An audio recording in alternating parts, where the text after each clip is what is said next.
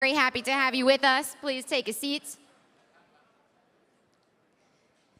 We are also joined by Rotem Sela, founder of Sela Meir Publishing.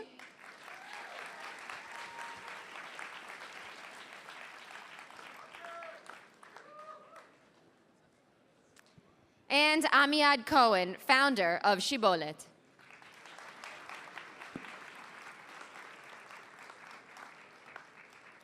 All right, everyone, now you can expect to hear a few words from our partners over here, and after that we're going to commence with a series of panels in which we're going to have some interesting discussions, and finally we'll be joined by Ben Shapiro and some other very important people. So stay tuned, and if you have a question, hold on to it, as we will be doing questions at the end. Thank you very much. Gentlemen, you can start. Matt, you can stand up, come and introduce yourself.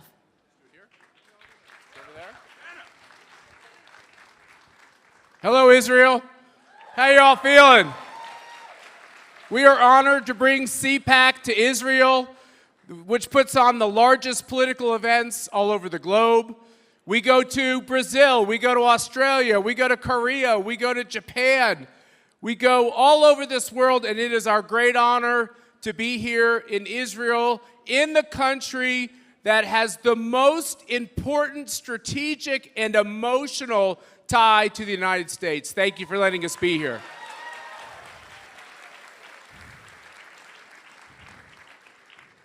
I was able to come to Israel for the first time with my 5 daughters, with my wife, Mercy, and with my mother.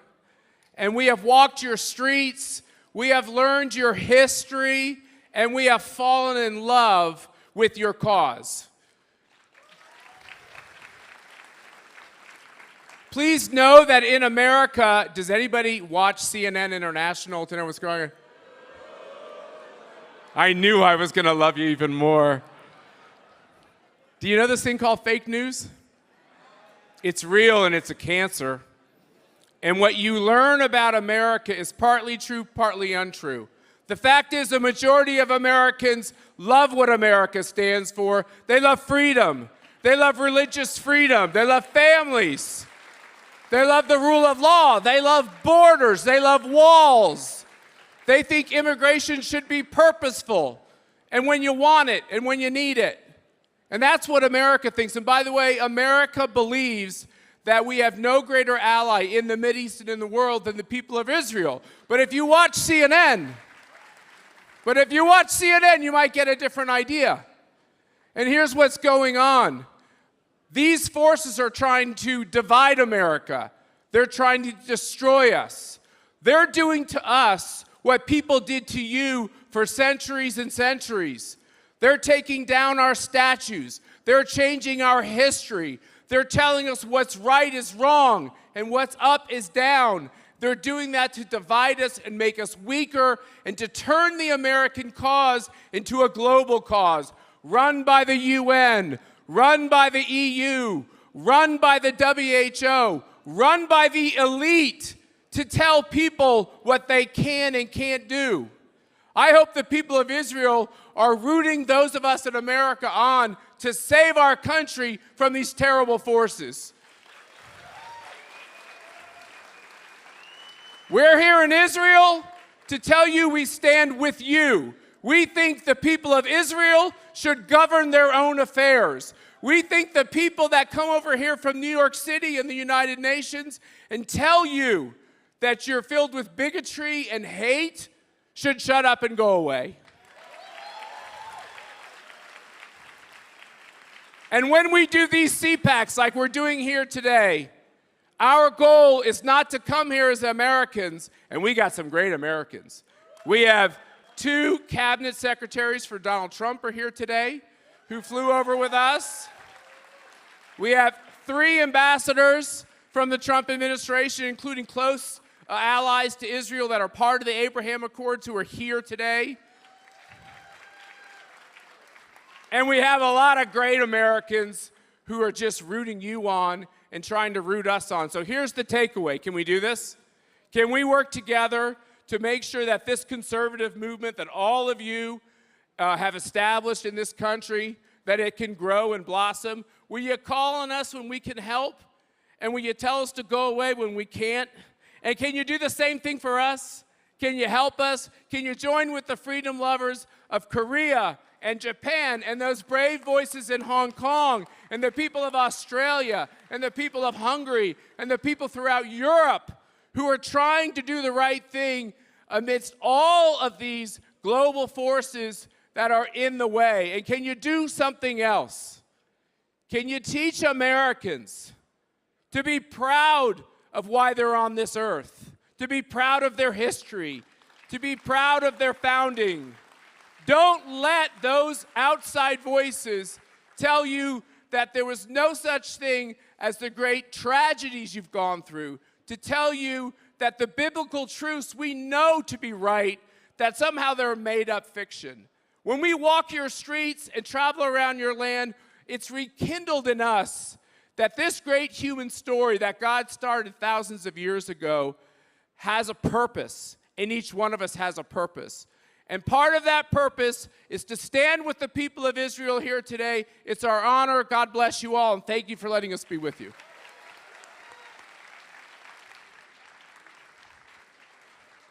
Come on, man. You can beat that for sure. You can speak their language. I don't even know what I'm doing. Come on. Thank you. Thank you, Matt. And thank you and welcome to the biggest conservative event ever, I think, intellectual event ever in Israel. Thank you for coming to this historic event. It's an Israeli event, so from now on I will speak Hebrew. The first Hebrew speech in a CPAC event, ever. אז אנחנו ישראלים, ובניגוד למה שנעשה במערב, אנחנו הולכים ונעשים, החברה שלנו הולכת ונעשית יותר ויותר בריאה. צעירים ישראלים, מתחת לגיל 40, כמו לא שום מקום אחר במערב, מדווחים על עצמם כי יותר מחוברים למסורת, יותר ימנים. אנחנו למעשה האומה הכי ימנית באירופה, שהצעירים שלה הכי ימנים באירופה. אנחנו האומה השנייה עם הסנטימנט הדתי הכי חזק באירופה אחרי פולין. הכי פחות, דרך אגב, זה הבריטים. ובאופן לא מפתיע ולא בלתי קשור, אנחנו גם האומה שלא רק שמספר הילדים למשפחה שלה הוא הכי גבוה בעולם, באוכלוסייה היהודית, הכי גבוה בעולם המערבי, הוא גם הולך ועולה בעשור האחרון, בעוד בכל המערב הוא יורד. יהיה לנו, אני יודע. אבל, וזה קשור לנוכחות של מאט פה ושל CPAC, יש לנו בעיה, יש לנו אתגר. כי הישראלים הצעירים, הם מבינים שלהיות ימין זה לא רק לשמור על הגבולות, שיש לנו גם מוסדות שצריכים להילחם על זה שתהיה פה דמוקרטיה, דה-רגולציה של התקשורת, שוברים בחינוך, שוויון בפני החוק, איך המערכות שלנו נראות, ממשל ציבורי, הם מבינים את זה, אבל אין להם מוסדות. התקשורת שלנו שבויה בתוך גן סגור, חלק ממנה ממומנת, מה שלא ממומן תחת רגולציה כבדה, וזה צומח אבל לאט. על האקדמיה אין מה לדבר, המערכות ציבוריות תפוסות לגמרי, התרבות מסובסדת, ממומנת ותפוסה על ידי פקידים שלמעשה מחזיקים בקביעות לכל החיים. והמערכת הפוליטית גם כן נמצאת במצב משונה. במפלגות שנמצאות בימין הישראלי, בהגדרה הרחבה ביותר שלו, ציונות דתית, החרדיות, ליכוד, ואני אכניס גם תקווה חדשה ואת ליברמן בפנים, ראשי המפלגות האלה, כולם, מלבד אחד, נמצאים פה על הפלטפורמה של הפוליטיקה הלאומית משנות ה-90. ממתי שהשיחה פה הייתה עדיין סביב כלכלה מפאיניקית ואסון אוסלו, כן או לא.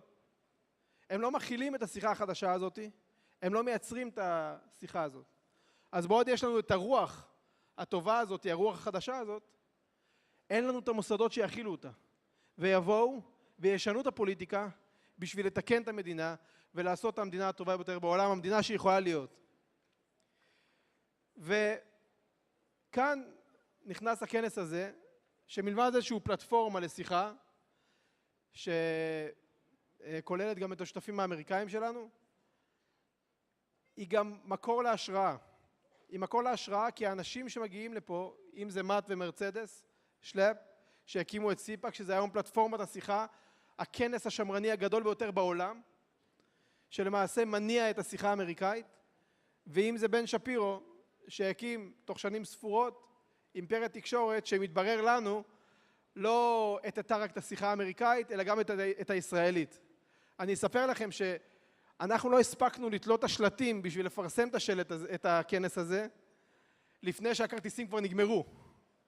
כל מה שהיינו צריכים זה כמה מיילים ולפרסם את השיחות שיש פה היום, ואת השיחה של בן. אני יכול להניח שאם הוא היה רץ בפריימריס, סיכוי טוב שהוא היה, בפריימריס לליכוד, סיכוי טוב שהוא היה בחמישייה הראשונה.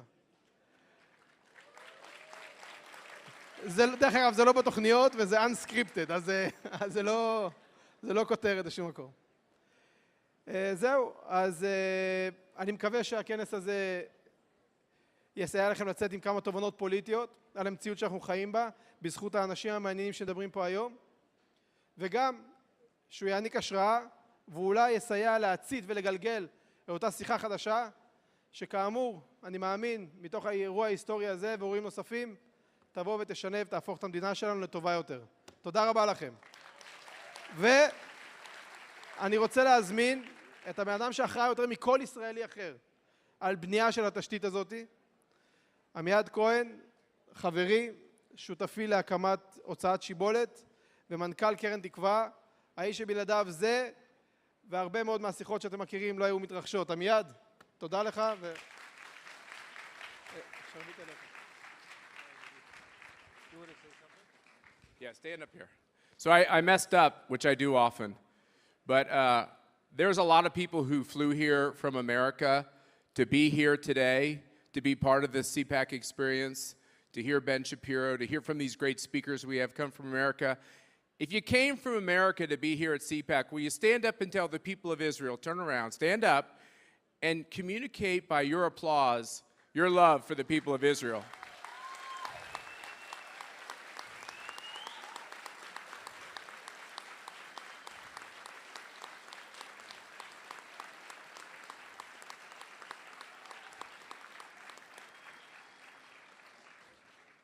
Awesome. There you go. Thank you very much, Matt, and thank you very much, Rotem, for the kind words. And I want to thank CPAC for coming here. But as Matt said, you're coming here to Israel, so I will speak to you in Hebrew. The core idea of what I'm trying to say is obviously the most important lesson that I learned from CPAC and from my mentor, Roger Hertog, that ideas matter. אבל בעברית צריך להגיד את זה בצורה ברורה יותר, כי בסוף אנחנו מדברים לקהל הישראלי. בסוף, כל פוליטיקאי היום בקמפיין הבחירות שיש עכשיו מנסה להכניס לאיזה גינה קטנה 50 אנשים, והוא מצליח להביא 20 ולהתחנן כשחצי מהם זה הצוות שלו. ואנחנו פה לאירוע הזה מצליחים להביא 2,500 איש בלי לפרסם כמעט, ולכנס השמרנות הצלחנו להביא 1,200 איש, עם קצת פרסום, נודה על האמת. תודה רבה. והצלחנו ב4 שנים האחרונות למכור מספר מטורף של 170,000 ספרים של רעיונות כבדים, עמוקים, ואולי אפילו קצת משעממים של הרבה מאוד אנשים. אבל מה זה מוכיח? זה מוכיח שיש דבר אחד חשוב בעולם, וזה רעיונות. כשאנחנו נתקעים מול קיר פוליטי, תחושה של תקיעות, תחושה של חוסר הצלחה, בסוף הדרך לעקוף אותה היא דרך הבנה נכונה של המציאות, ולחשוב, והברקות ורעיונות. זה קורה בהייטק וזה קורה גם בפוליטיקה. גם בפוליטיקה צריכים יזמות, ויזמות זה בעיקר לשבת, לחשוב ולהיות אמיץ מספיק לקדם את הרעיונות האלה. The fact that ideas matter, that's the influence that we learned from CPAC. That's the inspiration. That's what we're trying to do in the past couple of years here in Israel. We're trying to start here a conservative movement.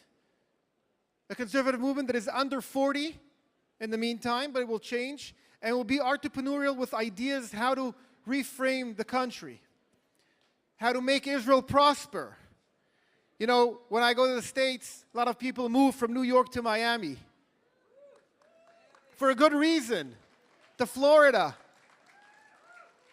Florida has advantages, Israel can have better advantages. If we understand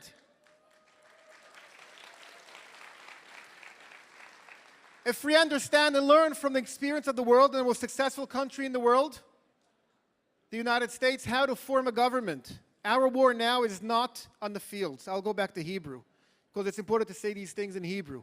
המלחמה עכשיו היא לא מלחמה של האבות שלנו שהקימו את המדינה. המלחמה הייתה פעם לרוץ מול כדורים, היום המערכה האמיתית היא מערכה של רעיונות. איך מקדמים חזרה את האחריות האישית, personal responsibility, איך חוזרים לחירות, איך בונים את הקהילות, איך שומרים על מה שיש לנו ללמד את האמריקאים. Yes, Americans, we have a lot of things, I think, not me, the Israeli people, to teach Americans. We have the healthiest society in the world, and I think the most broken government.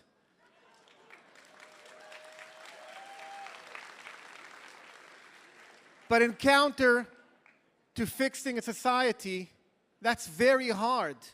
To build families and communities, that's hard, and I don't envy your challenge.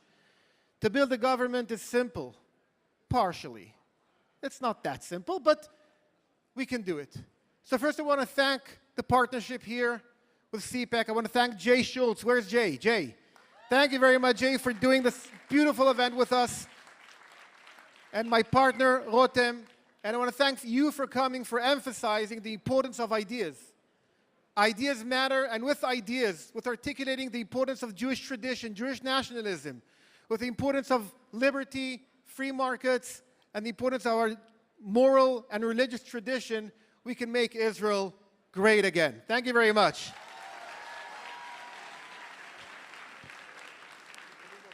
Thank you so much, gentlemen. Thank you for opening our evening and giving us some words of encouragement, inspiration, bringing the energy.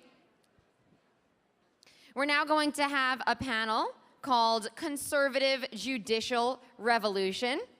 Let's welcome Amir Ohana, member of Knesset for Likud,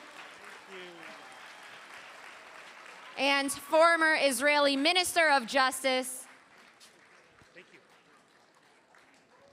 Let's welcome to the stage Matt Whitaker, former U.S. Attorney General.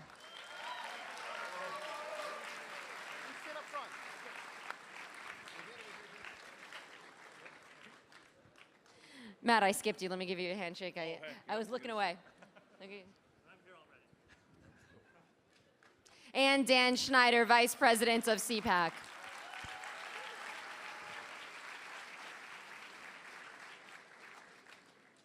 All right, gentlemen, so I'm going to leave you to it. Thank you for coming to the stage. Enjoy.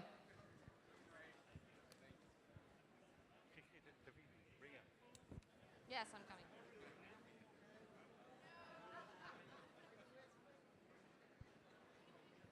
Who needs a mic? Thank you. We all do, yes. Now you can hear me, right? Well, thank you all. We've really enjoyed Israel the last few days.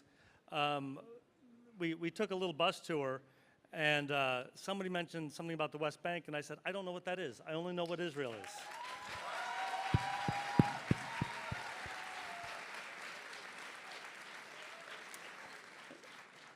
You all might be thinking that we're going to have a conversation about heads of state, because our current head of state was just here, and you do not have a head of state.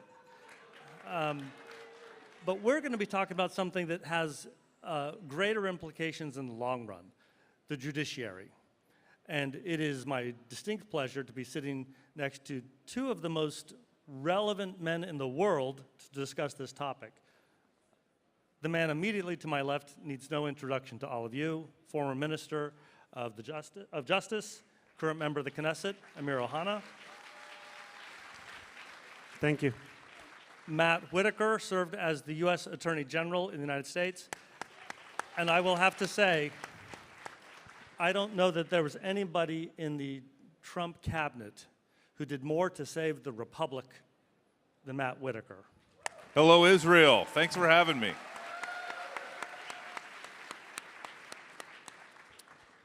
I'm going to start off with a big, bold question for both of you. Please describe the balance of power that exists between the respective judiciaries, the Supreme Courts of your two countries, versus the elected branches in your countries. What is that today? How has it changed? Go ahead. Matt, please, be my guest. Okay, well, so in the United States, we have, sort of three co-equal branches of government. The Founding Fathers, in their infinite wisdom, and if you read the Federalist Papers, written by Alexander Hamilton, James Madison, mostly, and a little bit by John Jay, they would suggest to you that the judiciary was supposed to be the least powerful branch because they didn't have any way to implement their opinions. All they had was sort of just this idea of goodwill and following the law. The way it's evolved in the United States is we have had a complete shift where the judiciary has become very powerful, especially to the left when they control it, and it's where they go to accomplish much of their left-wing radical agenda, at least in the past. The executive branch has continued to ascend to strength by really unelected bureaucrats in the administrative state, and now they're finally on the retreat after especially this most recent EPA versus West Virginia case. And the Congress, which is supposed to represent the people and do their business, has been afraid to exercise that power by and large, and has become mostly just a place where petty individuals bicker about nonsense. And so, the Supreme Court, though, is going to be really, there's been protests ever since the Dobbs opinion, which was the opinion that took the court out of the life issue and returned it to the people through their representatives, which to me, exactly, that it was a big deal. Thank you. Thank you.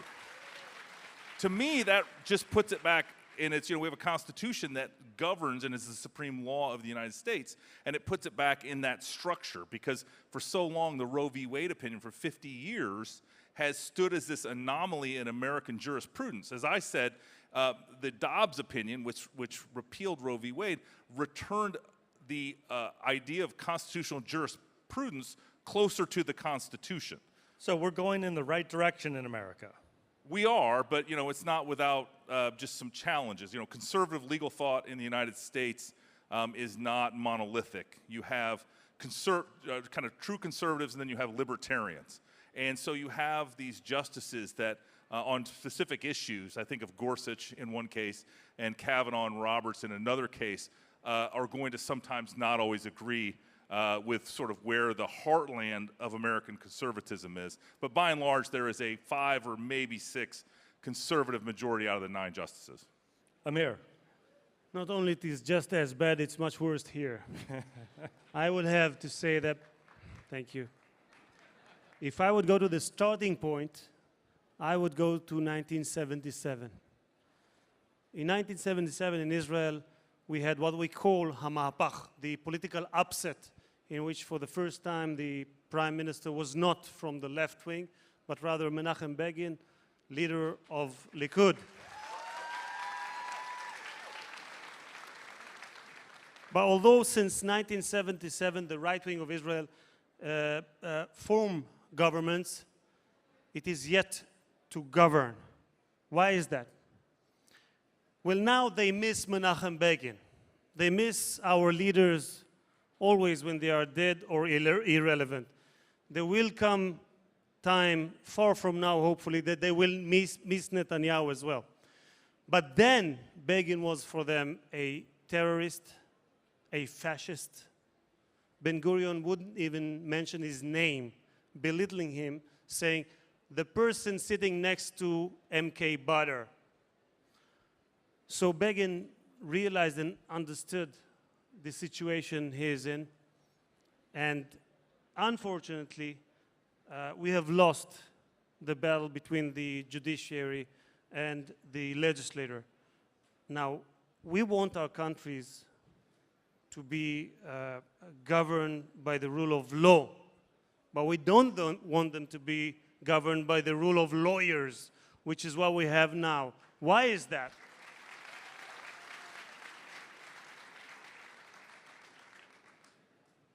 I can quote a decision of the Supreme Court back at 1979, 2 years after the political upset by Justice Aaron Barak. And he was saying the following words: the letter of the law is not a fortress that has to be conquered by dictionaries, but rather a package to a living idea that changes with time and circumstances, which basically means, who the heck are you, legislators, Begin and the Chachachim and the Asafsuf, that you would decide? We, the enlightened person, the educated person, we will be the one to decide, and this needs to change for us to be a democracy again. Yeah. In the United States, the president nominates candidates to the Supreme Court, and our U.S. Senate confirms or rejects them. That gives the power of the people, all of you, an influence over who actually serves on the Supreme Court. I know that the Israeli system is crazy. And it's quite unique. And it's unique, and it's designed, it seems to me, specifically to keep the elitists, the snobs, making all the decisions so that you do not have a voice in your own government. A former president of Israel even said, and this is the English translation, maybe you all know it in Hebrew, cautioning people in the Knesset and elsewhere, if you try to pursue changes in the judicial system, the courts and the prosecutors will go after you like a gang. People who try to pursue reforms, to present a democratic process, He changed. they oftentimes He changed. get indicted. What are the reforms that are necessary in Israel? Matt, what are the reforms that the Democrats are pursuing to try to reverse these decisions in our Supreme Court? So first, I have a 4-point program. First would be the notwithstanding clause, that for once and for all, the last word would belong to the public by the representative and not to the judiciary. That's number one. Number two, the law of the Attorney General. We have a position much stronger than the Attorney General that you know in the States that is quite, I would say, omnipotent. This position is not mentioned is not arranged in a law. We need a law that for once and for all is stating what are the Attorney General's authorities, what are his boundaries, and that his opinion does not bind the government. This is sick. Did you know that the Attorney General decided that his opinion binds the government? The clerk appointed by the government is the one to decide for the Democratic. Now, you were mentioning that the judiciary, and I include the Attorney General in the judiciary, should be inferior because it is the less democratic one. It is the only one that there are no elected people within it. Now, when Montesquieu brought the idea of checks and balances and balance of power, he said it. He said that the judiciary should be inferior. In Israel, not only it is not inferior, it is absolutely superior. And this is something also that needs to change. Number three would be, of course, changing the way that we appoint judges. A system that is so... Amir, I would like to interrupt you for just a second. Sure. All of you out there, and I'm just, as an American, I'm interested in how educated Israelis are. How many people actually know how justices are appointed to your own Supreme Court? Well-educated crowd, yeah. Yeah. This is really technical. We have a committee of 9, 3 of which are Supreme Court judges. But to be elected to the Supreme Court, it's not enough to have a majority. You need a majority of 7, which means those 3 judges has a veto on who gets and who doesn't get to be a Supreme Court judge. Now, the system is so successful that the number of countries that adopted it is exactly 0.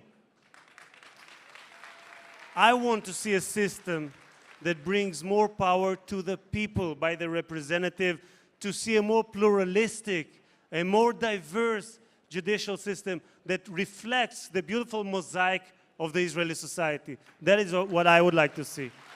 Yeah, Amir, that's such a great point that I think about a lot about how judges are appointed both in the federal system and in our state systems, which are a little more diverse. But in no real situation can I think of one where there's a star chamber that picks a Supreme Court and without some representative of the people having a voice in that, whether it's a governor, whether it's a... There is a part, you'll love this. Their bar association has 2 members on that. Oh, and yeah, the Bar Association, especially, in my home state of Iowa, had a stranglehold on a similar, it was called the Missouri Plan. You had half citizens appointed by the governor, half lawyers appointed by the bar, chaired by the non-chief, most senior judge that wasn't the chief judge on the Supreme Court, and it perpetuated even with that plan. So, it's good to come here because I learned that maybe our system's not as screwed up as it is. I think one of the challenges we have in the United States, though, is the idea of lifetime appointments for federal judges, because ultimately, while it does insulate them from the the sort of the ups and downs of the people, I think it also, that's the problem, is it insulates them from the ups and downs. There's no response to just really poor,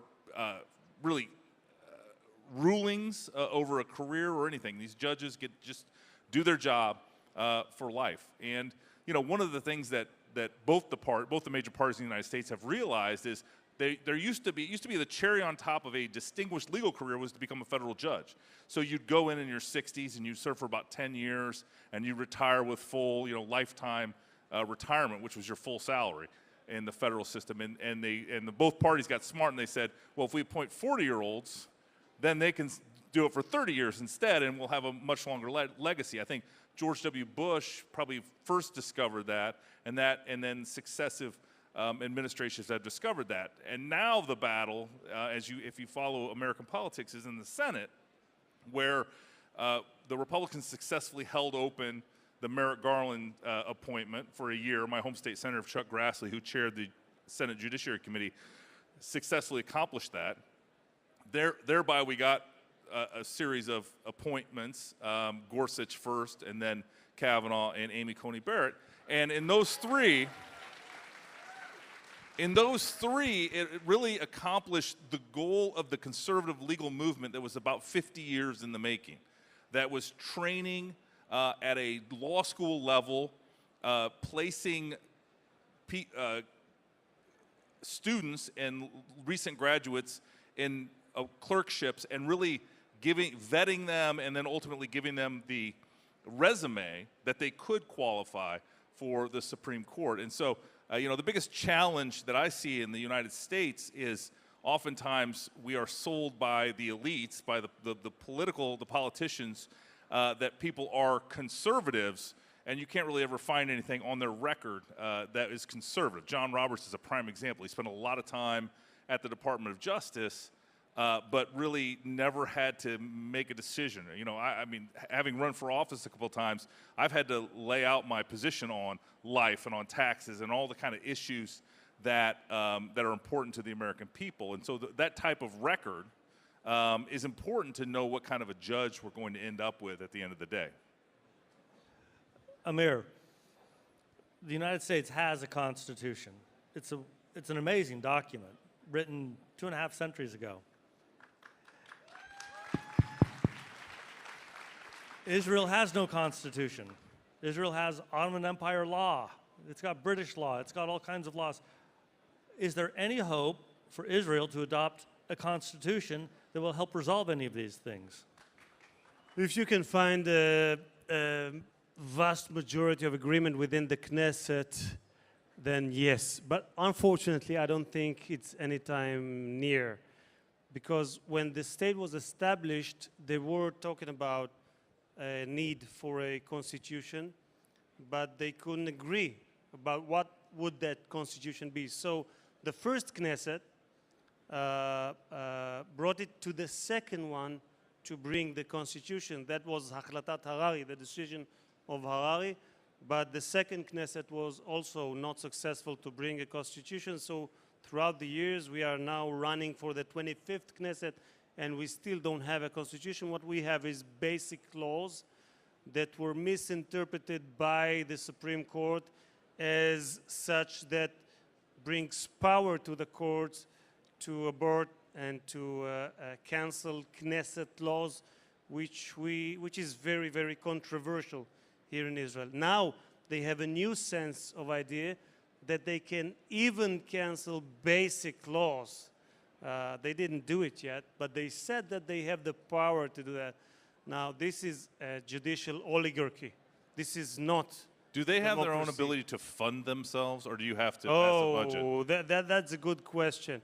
The thing is that in this age, we politicians decide very few.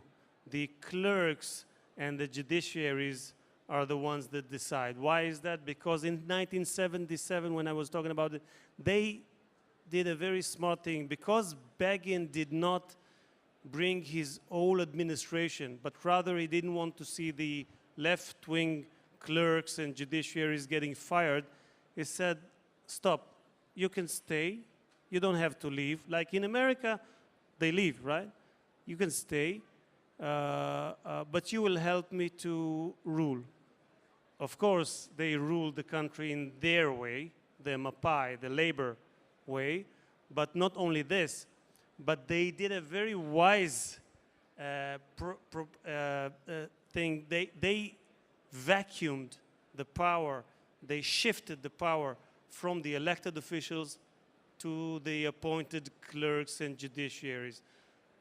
The elected officials was back then almost omnipotent, but now it is the clerks and judiciaries. This is the balance that I was talking about, to bring more power to the people, to have us as a country that governs by rule of law, but not by rule of lawyers. You know, I know we're running out of time. I don't know. I think it would go a lot longer. What do you guys think? There are 2,500 people right here. And then I don't know how many countless others are watching us live.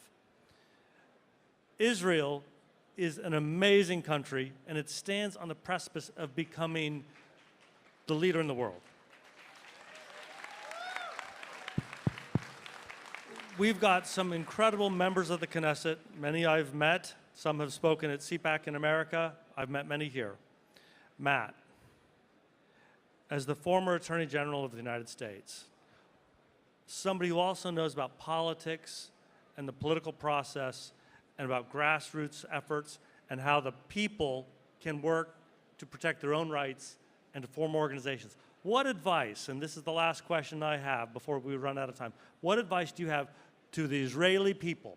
How can they influence their government and take control of this process and have a sound judiciary? Yeah, that's a great question, Dan. So I speak all over mostly the United States and especially my home state of Iowa.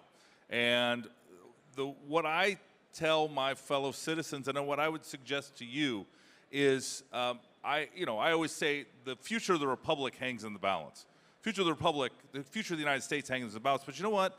As I think about it and as I visit Israel, I think the future of the world hangs in the balance. The free world and people that believe in individual liberty and creating a future and trusting God to guide the way. I think that all of us have to do more now than we've ever done before. And we can't get tired.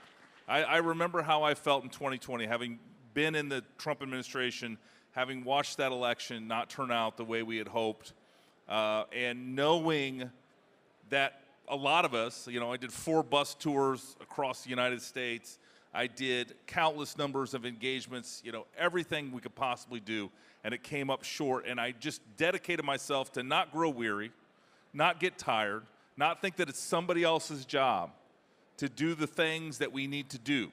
And in the United States and in my home state of Iowa, it's very much a grassroots experience. It's knocking on doors, it's talking with your fellow neighbors, it's going to the coffee shop and engaging with your fellow citizens. And I think across the world, freedom-loving people have to explain not only what's at stake, but what the goal is, and if we get there, how life is going to be better for all of our fellow citizens and not just the elites. Because the elites are what are the people that want the world to trend towards, you know, a totalitarian regime that only the elites control and that the ordinary citizens like you and I will never be a part of. So do more than you've ever done before. That is our calling. Thank you so much, Israel. Thank you for welcoming us here. It's an amazing country, an amazing people. Thank you. Let's make our countries great again. Let's make it great.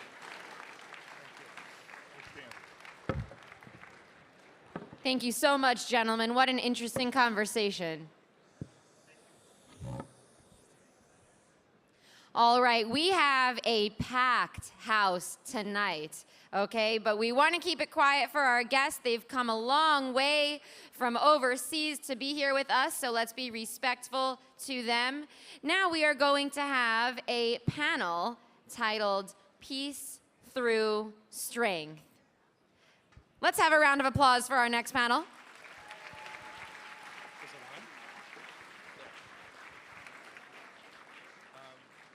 I have a great honor of welcoming to the stage tonight former assistant to the president and special representative for international negotiations, Jason Greenblatt.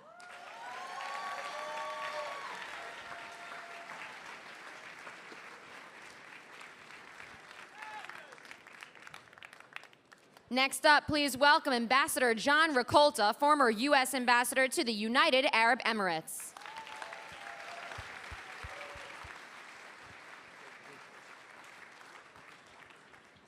And Ambassador David Fisher, the former U.S. Ambassador to Morocco.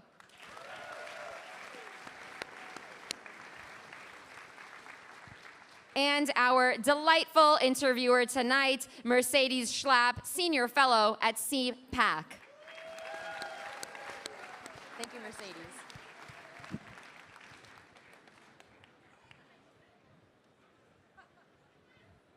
We're doing the mic swap.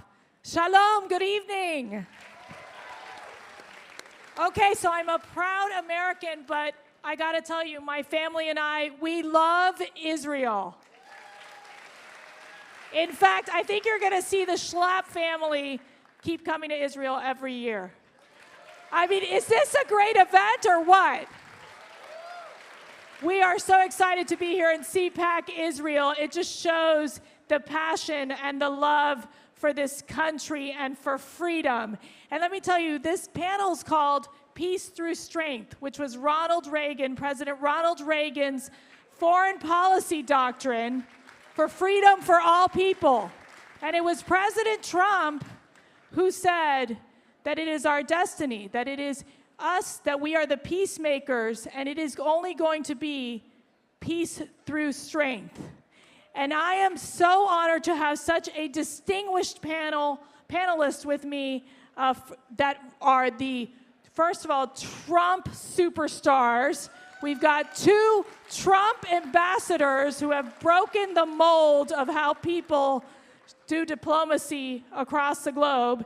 And of course, Jason Greenblatt, who is a hero, like just an American hero, and has done so much for Israel and U.S. relations. So, gentlemen, what an honor. What an honor that you're all with us. So let me start with you, Ambassador Fisher. You represented the United States in the country of Morocco. How was it being a Trump ambassador in that country? What were you able to accomplish, and what did you learn? Well, Mercy, thank you for inviting me up to the stage tonight. But if I may, I'd like to say a huge welcome from Detroit, Michigan to CPAC. We are thrilled to be here, thrilled to be in Israel, and proud to be here with my wife, Jennifer. And I can't tell you how much we've enjoyed this trip. I was able to represent the United States to the Kingdom of Morocco, our oldest ally. Now think of that. When you're a country, your oldest ally, it goes back to the Barbary Coast pirates. So to be part of world-shaking legislation, a proclamation from our president that unleashed Morocco's joining the Abraham Accords, probably will be the highlight of my life. Ambassador Rakolta, your experience, you're ambassador to the UAE. I mean, that must have been a challenge when you were working through these negotiations on the Abraham Accords. Tell us your experience. First, let me say how proud I am to be here on behalf of my country. I love Israel, have been pro-Israel my entire life. A little known secret, my son just married a wonderful Jewish girl, so we feel even closer today. And if it weren't for CPAC, I wouldn't be here. It's an incredible organization that I hope is able to come back year after year and build upon these fundamental core values that are so important to the future of your country and ours. Now, as far as the UAE is concerned, surprisingly, it was not that hard. The UAE and Israel have many, many things in common which they were able to build the Abraham Accords off of. And peace through strength is the core of all of it. It is a country that is steeped in the Abraham tradition, same core values, very tolerant country, and was looking for the opening to be able to forge a lasting peace, and we'll get into it a little bit more as we go through. So Jason, you have a book that just came out yesterday. Okay, everybody go buy the book. It's called In the Path of Abraham. We're talking about this right now. It is basically your experience as you were the special representative, as a senior advisor as well to President Trump. You were in the room when these deals were being made. But there was a lot of myths, right, in this process.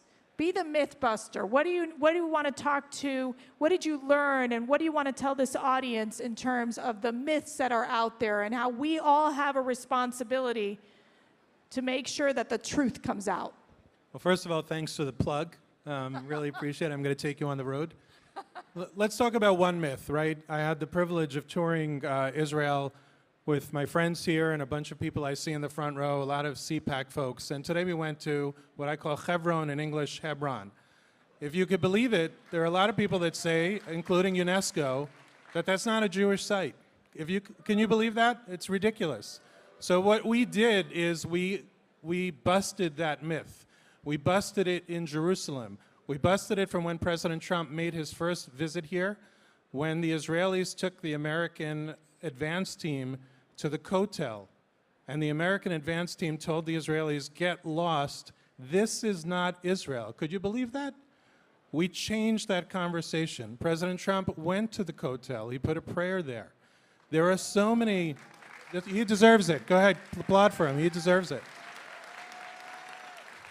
There are so many myths about the Israeli-Palestinian conflict and the Israeli-Arab conflict that we learned about. Some of it we knew before, some of it we uncovered, and we exposed all of it. And I think that's the only way. It's peace through strength and also peace through truth. Well, I had the great honor of working for President Trump in the White House and then worked on his campaign as well. And I will tell you one thing about President Trump. When he wants to get something done, he gets it done. And we need more leaders like him to be a fighter in this world that we live in. And I think one of the things when I have had a chance to spend time with the Trump ambassadors, these are strong men and women on the front line working in these countries. I think one of the things we were talking about earlier was the fact that there was so much bureaucracy. You know, government moves very slow. And so they were able to really accomplish a lot. Talk to us about how you were able to break through the State Department and be able to have effective change in your position? Well, if you think about the being an ambassador for the United States government, at kind of a peak number, Jason, it's about 185. Is that right? And there's about 35 political ambassadors.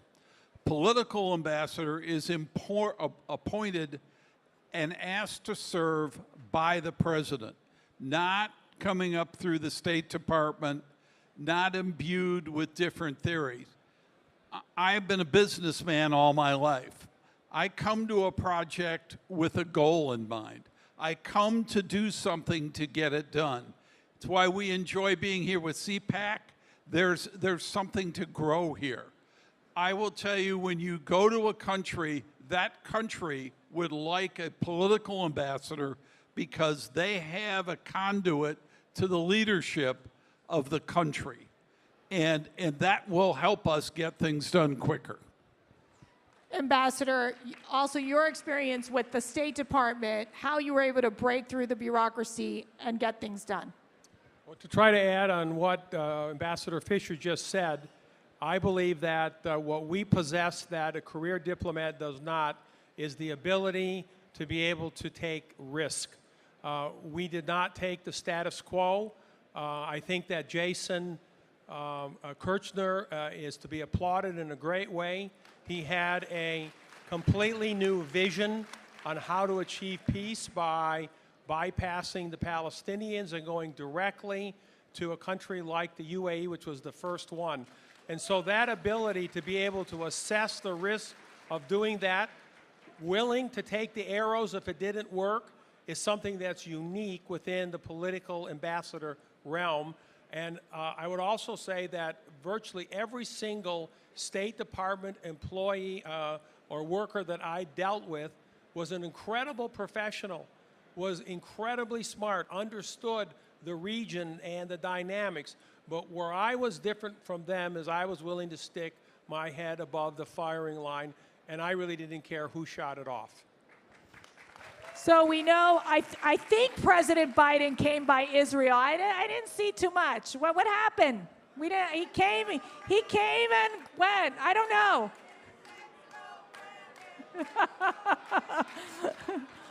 Oh, I love my Americans. And so let me ask you, Jason. He came by, and went to Saudi Arabia. I think there was some sort of deal, but we're not quite sure because he's begging for oil. We've given up on U.S. oil production, so he has to find new foreign resources. Do you think his trip was successful? I'd give it a meh, right? A meh. I like that. On Israel, on the surface, it was nice. He said the right things.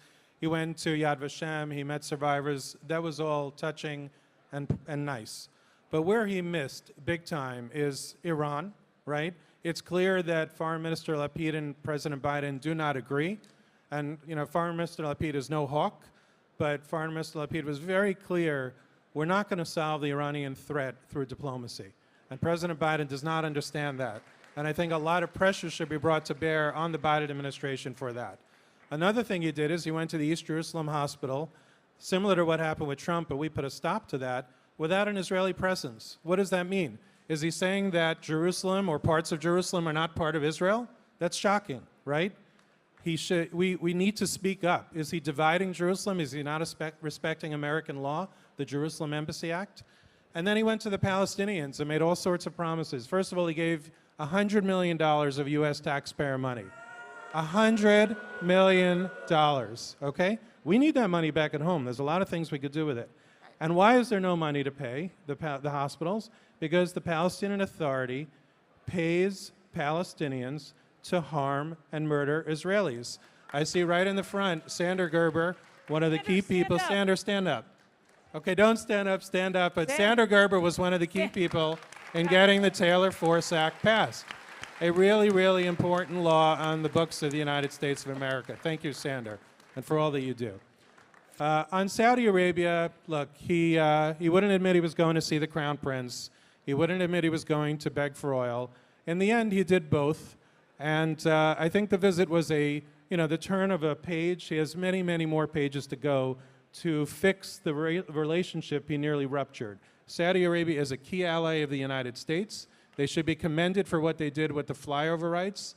I know as a proud El Al board member, it's going to save El Al a lot of money, save the passengers a lot of time going in that direction. And, I think his visit overall was okay.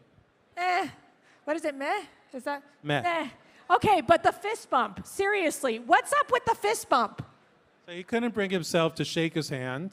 I'm not so sure MBS wanted to shake his hand either, by the way. They blamed it on COVID, but he did shake hands in Israel, so it wasn't a COVID thing. They got a lot of heat for it. What are you going to do, right? Meh. It's bad.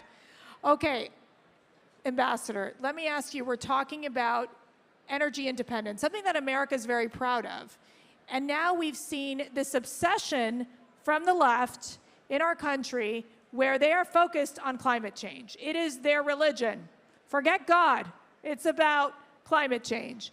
So what can America do with our international partners to ensure that our country becomes energy independent once again?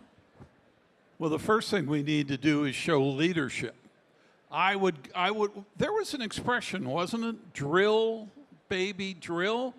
I think we need to go back to an energy independent America. We need to lead the world with appropriate and consistent programs. We can't change every couple of months to whatever will be perceived. People cannot pay $7, $8 a barrel or a gallon for gasoline. We are going towards an electric vehicle economy that we can't afford. It will be hundreds of billions of dollars to get us to a place. So we need to maintain an energy independent America. The other part of this is we're seeing what's happening in Russia with the invasion in Ukraine. Ambassador, you brought up such a great point earlier about peace and prosperity versus war and invasion. Why is that so critical? Well, history would tell us that anytime there's a war, there are casualties, there's death, there's destruction, and it's very difficult for the occupying army to then turn around and make friends with that country. We don't need that kind of a peace because it isn't really a lasting peace. There's a hatred that comes forth from it, and the amount of energy and capital that's required to fix what was broken is endless, and it leads to nowhere. The alternative is peace through strength and prosperity. Every human on this face of the planet wants a better life for their children, want a great education, access to health care, certainty of food, and that's what peace through prosperity actually brings for them. And I will say this, that the UAE and Israel have all the ingredients that is needed to be able to build upon that peace and prosperity. Israel is a startup, scale-up nation of unprecedented success. I can tell you that my experience with the Emiratis, they admire Israel greatly. They want to emulate Israel.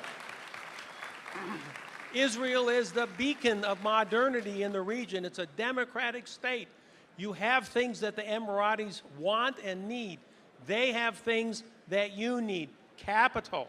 And so the only pathway forward, and if you can demonstrate over the next few years how by tying these two societies together can make for a safer world, a safer region, you'll see other Gulf states and other Arab states join. So you've been in the Oval Office so many times. You've seen the President Trump, in I would say the most critical of negotiations and just critical moments. There was one story about the United Nations and the Refugee Agency. Share that story with us. Yeah, so for those of you that don't know, President Trump did something very smart. He cut money to UNRWA. Why? Because it made absolutely no sense, right? The Palestinian so-called refugees are the only people classified as such generation by generation. And they live in these refugee camps They have no future. They're used as political pawns, and President Trump had enough. He said the system is broken, it's a waste of our money, but he did it in 2 stages. He first did it by cutting half of it. And I had to meet with European ambassadors to Israel, European ambassadors to the Palestinian Authority, or what they call Palestine, and European ambassadors to Jordan. And in each case, they were shouting at me, demanding restoration of the funds and saying, why did President Trump cut the money? And I said to them, what you should be saying is, thank you, President Trump, for only cutting half the money initially and for allowing us to figure out a way forward. But you know what? They don't want to figure out a way forward. It's easier for them to write checks that belong to American taxpayers rather than trying to fix the problem. If I could share one more story about President Trump, I want you to understand, of course, we all appreciate what he did on Jerusalem and the movement of the embassy, but I want you to understand the behind the scenes, just how difficult it was. Yes, he made a promise like other candidates did who never kept it, only he kept it. Yes, he said he was going to do it, but from the time that decision was made until he actually did it, you cannot believe the volume of calls that came in to the president, to the vice president, to me, to Jared Kushner, basically saying blood is going to run in the streets, this is the worst idea ever, it's going to start World War III. So not only does he deserve a thank you for keeping his promise, he deserves a thank you for the incredible amount of pressure put up against him, all false pressure put up against him, and having the courage to follow through.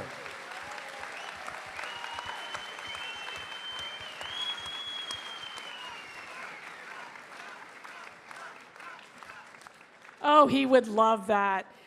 I do want to say, and we're going to wrap up here with final thoughts, really, the people around the table, the president's advisors, you be proud of those Jewish senior advisors who stood by the president and gave him tremendous guidance and gave him strength to do the right thing over and over again for Israel. So I want to just take here, just quickly, if we can do a round robin, as we say, final thoughts. What's your message to this most incredible audience? We're going to have to take you all to CPAC, Texas with us. Ambassador David Fisher, I'll start with you. When you think of what a leader can do, when you think of what a great concept that can be followed, in our case, when the United States gave autonomy over Western Sahara, we were told much the same thing. It was going to be bloody. It was going to be terrible. There were going to be lives lost. All we got was congratulations. Don't be afraid to be a leader, to be principled, and to move forward. Ambassador John Rakolta. As I look out over this audience and I see the youth of today, I'm really encouraged about the future of Israel. Yes. You have shown the world that you can compete. Take the Abraham Accords and your great education system and take the fact that you are an individual endowed by God to be able to go forth and take this to the rest of the world, especially here in your region, and build the Middle East into a market of 500 million people who can live in peace and prosperity. That 500 million people, along with your ingenuity, your startup, your scale up, there's no telling what Israel will be 50 years from today. Good luck. Final word, Jason. So I was very lucky, right? I worked for President Trump for many years.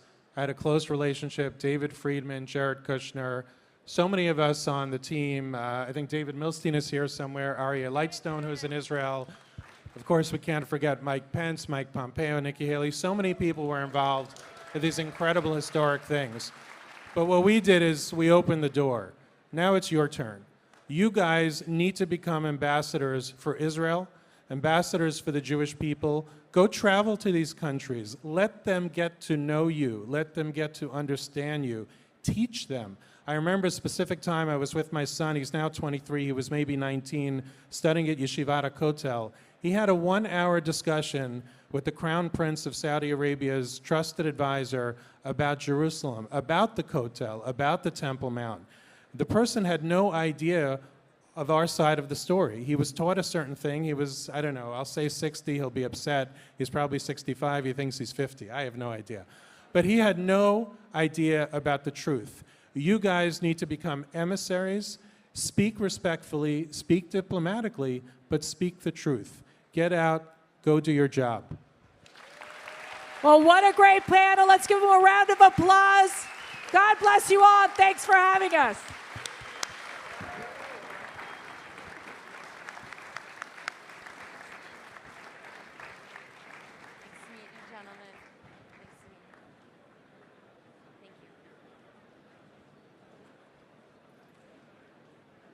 Thank you so much, gentlemen. That was absolutely encouraging, exciting, and I hope that everyone in the audience really feels like they are the leaders of Israel today. Now let's welcome to the stage Ric Grenell, former U.S. Ambassador to Germany, former Director of National Intelligence, and Presidential Envoy for Serbia and Kosovo negotiations, and a former Tel Aviv International Salon speaker, might I add.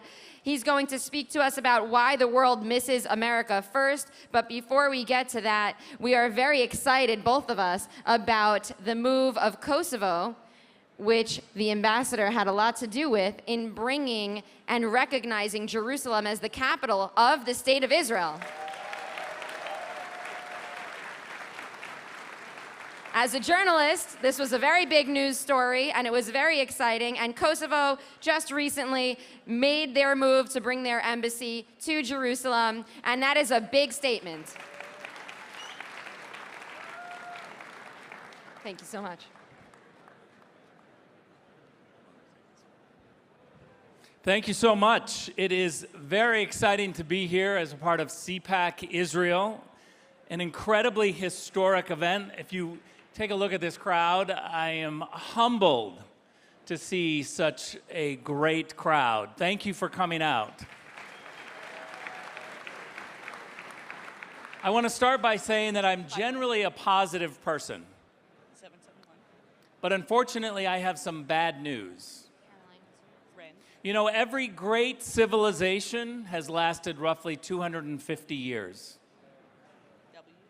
America is looking at what's happening to it and wondering, are we at that point? And think about it. The end of American leadership, the end of capitalism, human rights, the rule of law, is a terrible thing for the entire world. I've spent many years in Europe as U.S. Ambassador to Germany. And let me tell you one thing about the Europeans. They have moved away from the West. They are solidly looking at a transatlantic relationship that is no longer Western-facing. And that is terrible not only for America, but it's terrible for Israel. We have Europeans who would much rather try to tell Israel about zoning issues. I got in a lot of trouble in Germany because when asked about settlements, I said, well, if the Europeans are going to start telling the Israelis where to build and how to build and do zoning issues, I'll have some advice for you in Berlin. I don't always think that your planning in Berlin is exactly what I would do. Do we want other countries telling sovereign states how to build, where to build? These are zoning issues for Israel and for Israel alone. The Europeans would do well to remember that. We don't need Europeans watering down our policies.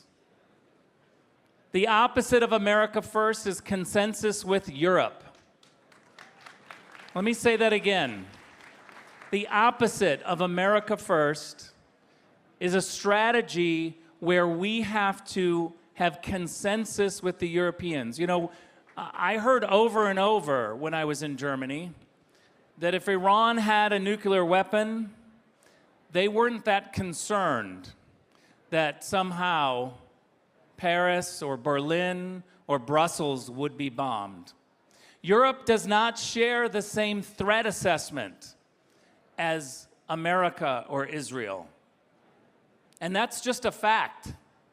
Why are we going to negotiate our policy away, have the lowest common denominator of policy with people who do not share the same threat assessment?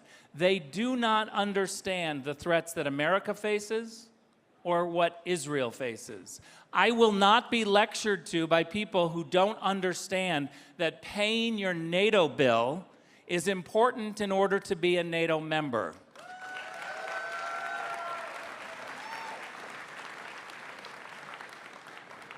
I'm outraged to see that the Senate Foreign Relations Committee of the United States has just passed through 2 more members of NATO. I don't think we should be adding NATO members when the current members aren't paying their fair share. Why are you going to ask the US taxpayer to extend this security umbrella, pay for all of this, when the current ones aren't paying? The largest economy in Europe, the Germans, have a budget surplus, and yet they're not paying their 2%. That's outrageous. That is outrageous. The Germans also lobbied very hard for Nord Stream 2 pipeline. And this is where I always like to say, we in America believe in energy diversification for Europe, and a part of that is some Russian oil. Nord Stream 1 was appropriate. Nord Stream 2 went too far. We had a policy in the Trump administration to sanction the Nord Stream 2 pipeline. We didn't think it was smart. We thought that they were over-leveraging, getting over-leveraged by the Russians. But the government of Chancellor Merkel, Senate Democrats in Washington, D.C., and the Biden administration all came together to drop sanctions on the Nord Stream 2 pipeline. They also, the Biden administration, dropped the Houthis from the terrorist list. What kind of message does this send? What kind of message does this send to Putin? Well, I can tell you that in a few short weeks, just a few short weeks after the sanctions were dropped on the Nord Stream 2 pipeline, Putin saw a green light and went into Ukraine. I'm tired of seeing people complain about the war in Ukraine, the same people who dropped the sanctions on the pipeline, the same people who encouraged Putin to go in once again and try to rewrite the borders of Europe.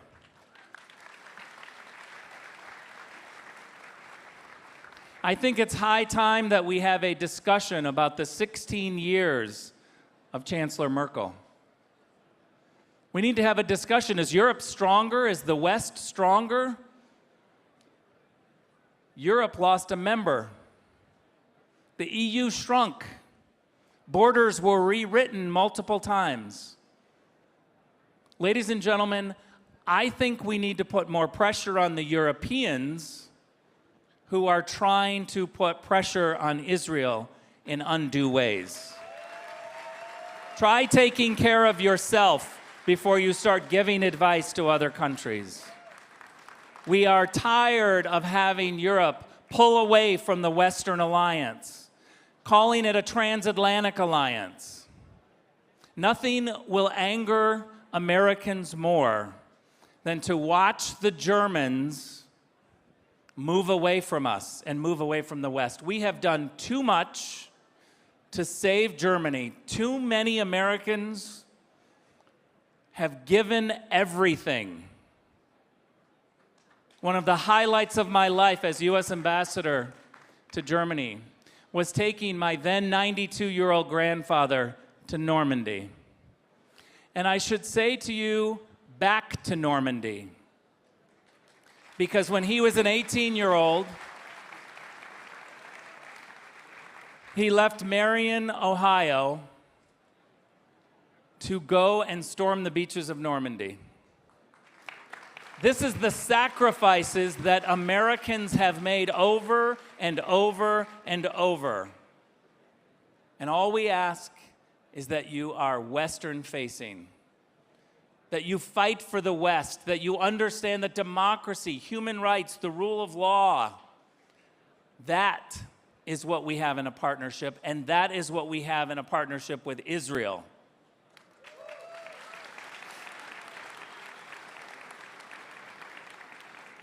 I want to thank you for standing up.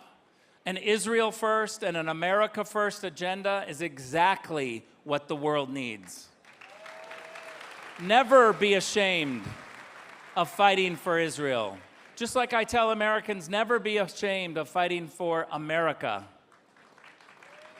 I spent 8 years at the UN, and let me tell you, there's 192 countries that put themselves first.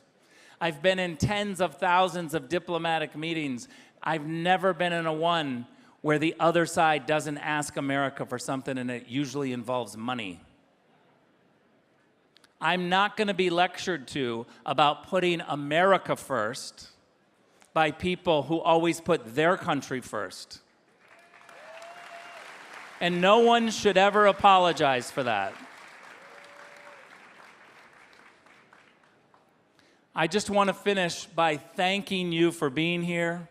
I hope that you understand that we live in a world today where it's no longer appropriate to come and listen to some amazing speeches and then walk out of this room and hope that somebody else does something to save the Western world.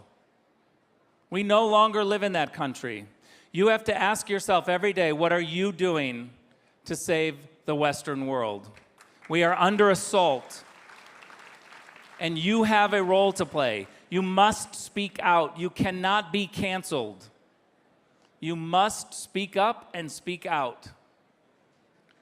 Because I fear if we have timid people, that we are going to lose the West, we're going to lose America, and we're going to lose Israel. Ronald Reagan told us that every great generation must fight for its freedom. I fear we have too many people that can't storm Facebook, let alone a beach in France. So I ask you to stand up, fight for your country, fight for America, fight for Western values, and never, ever apologize. Thank you very much.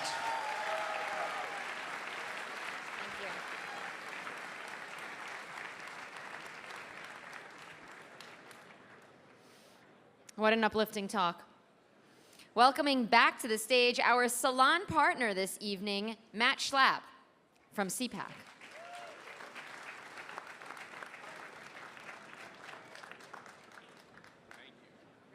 All right, there's a big speaker coming up. And he's really tall. Anyway, I wanted to just say a couple things. Did you notice there was a world leader that just went to Saudi Arabia and went to Israel? Joe Biden. Joe Biden decided that when he was traveling in Jerusalem, he would put your beautiful flag, the Israeli flag, on his limo in one part of the city. And then when he got to the other part of the city, he took your flag off his limo. When he went to a hospital, he decided that maybe the people, the good, decent people of Israel, didn't support going to a hospital. And he wouldn't let any of your officials be on that trip to the hospital, as if telling the world the people of Israel don't believe in taking care of other people. He went to Saudi Arabia. I'm not even going to talk about that hand gesture thing, whatever that was. He went to Saudi Arabia and did something that is shameful. He went to a leader of another country and begged for oil, for fossil fuels.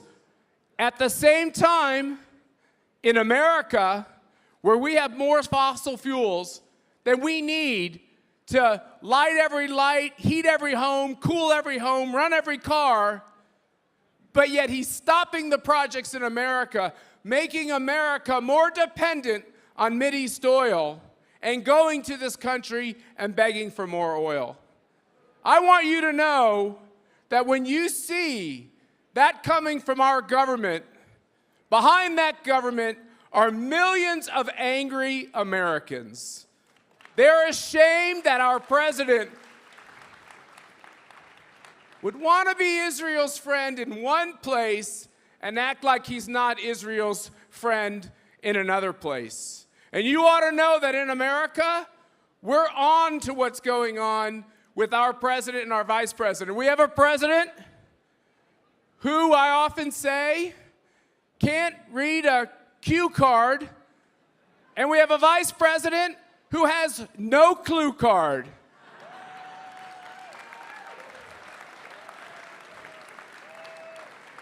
And our promise to the great people of Israel and to this great conservative movement that's being built by the wonderful speakers here you've heard from these great Israeli institutions is come November, both in your country and in our country, help is on the way. God bless you all, and thank you for letting us be here in Israel.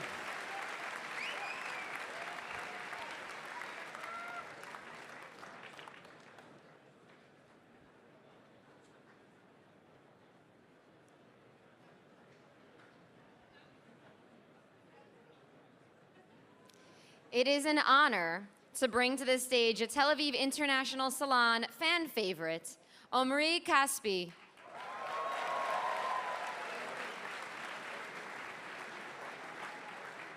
Leading Israeli businessman and the first Israeli-born player ever selected in the first round of the NBA draft.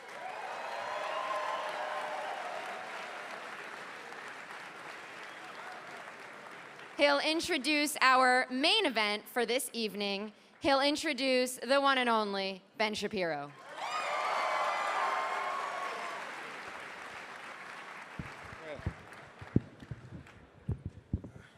Okay. Hold it. What a beautiful event. Seriously, never been done like this in Israel before. 3,000 people. This is literally just the beginning. Amiad, Shibolet, CPAC, Tel Aviv International Salon. Really excited to be here with you guys. I talked to Amiad about it many years ago, and this was the dream. And God willing, like you really see all of Israel here, you know, the Jewish people, the not just Jewish, but, you know, this has never been done here before, so it's so exciting. I see Charedim and Chilonim and Tzionut Datit and really everyone. It's awesome. May you just continue to grow, and thank you for everyone who's been involved behind the scenes and around the world. So I have the honor, really, so let's tell you a little bit about Ben. So the conservative punditry for Ben started at the age of 16, where he started school at the University of California in Los Angeles. By the time he reached 21, he already published 2 books.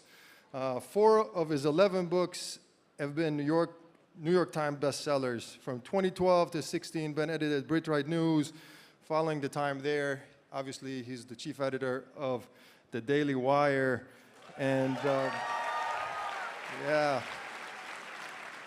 Today, Ben hosts probably the most popular podcast and live radio show in America, the Ben Shapiro Show. We frequently speak of university campuses, triggering leftists, dismantling all of their arguments, go viral, you know, on a day-to-day basis. Ben left California. Oh, they say fled. They fled California to South Florida, and really excited. So guys, please welcome Ben Shapiro.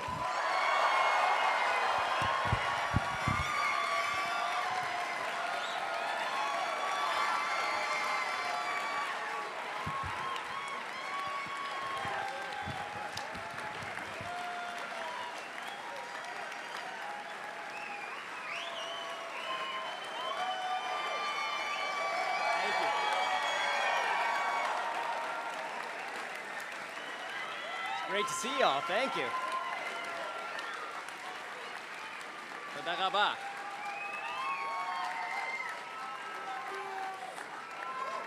Thank you so much. Well, it's an honor to be here at my inaugural speech in Israel, or as I like to call...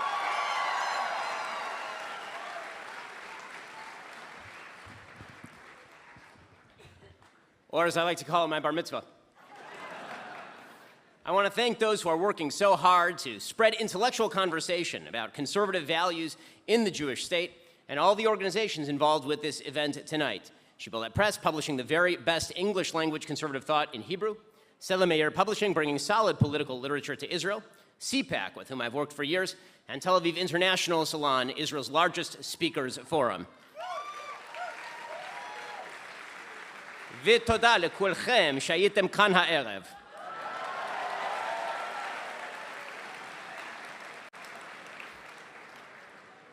Our countries have something profound and vital in common. They are both gifts from God, blessed by Him, founded in liberty, consecrated to the idea that He is present in history and that He guides history toward His ends.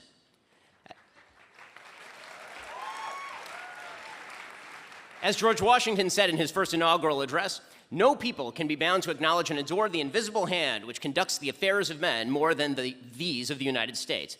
And as Menachem Begin told Jimmy Carter, what you have just heard about the Jewish people's inherent rights to the land of Israel may seem academic to you, theoretical, even moot, but not to my generation. To my generation of Jews, these eternal bonds are indisputable and incontrovertible truths old as recorded time. They touch upon the very core of our national being.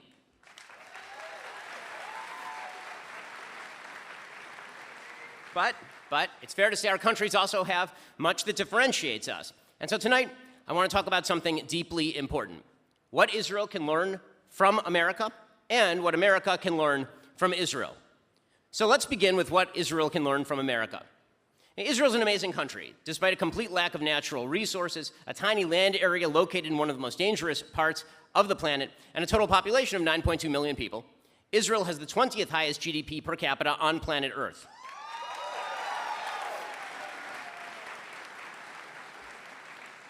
Despite its small size, Israel has one of the most effective and efficient and moral militaries on planet Earth, and one of the most technologically advanced as well.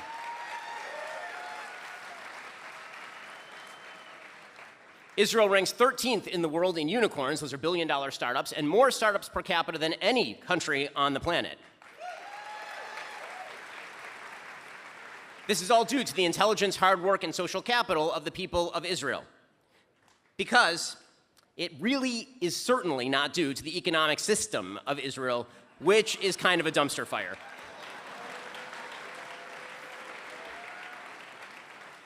And this is the first thing that Israel can learn from America. Free market economics is a very, very good thing.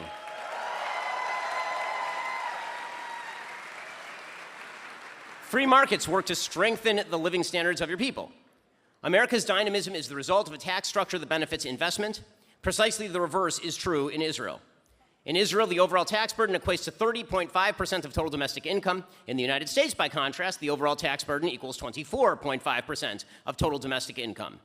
In Israel, the top individual income tax rate is 50%, and it kicks in really, really low. In America, it is 37%.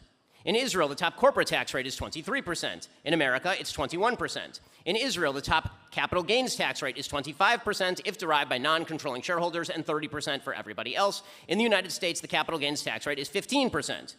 There is a reason that people flee Israel to avoid the taxes. And that doesn't even count Israel's value-added tax, which is 17% on goods and services. There's a reason, unfortunately, that a lot of people from Israel leave Israel in order to do business in the United States. And that needs to stop. This brings us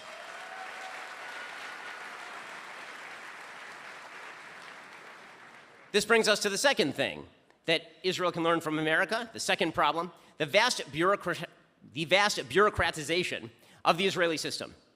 Americans avoid bureaucracy like the plague. America's regulatory environment, particularly in conservative-controlled states like Florida, is cheap and easy. To build a new home in Florida takes a few $1,000s in legal fees and filing fees. A residential construction permit might take somewhere between 5 and 7 days for a response. It might take a grand total of 6 to 9 months to actually build a home in the state of Florida. To build in Israel takes years upon years. On average, according to the World Bank Circuit 2017, it took 15 procedures and 209 days just to deal with a construction permit in the state of Israel. There is red tape, and then there is more red tape, and then there is still more red tape. Every issue has to be run through several different departments, none of which seem to talk to each other unless you happen to have a brother-in-law who went to the Technion with somebody.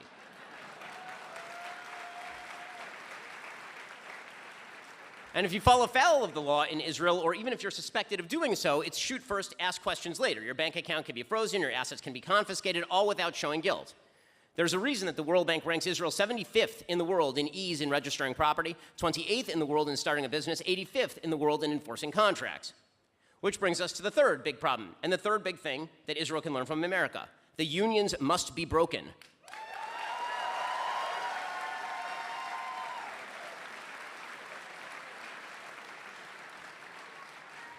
Nearly 1/4 of Israel's workforce is unionized. That's actually way down from the year 2000, thank God, when approximately 45% of all employees in Israel were unionized. But 65% of the public sector is unionized. In fact, overall, some 1/5 of all Israeli employees work for the public sector, which is well above the average for the Organization of Economic Cooperation and Development. Work stoppages are commonplace. They happen literally all the time. And the number of disputes and strikes and their cost are way above the OECD average. In the United States, more and more states have been adopting right-to-work laws designed at taking away special union privileges, freeing up people to work when and how they want.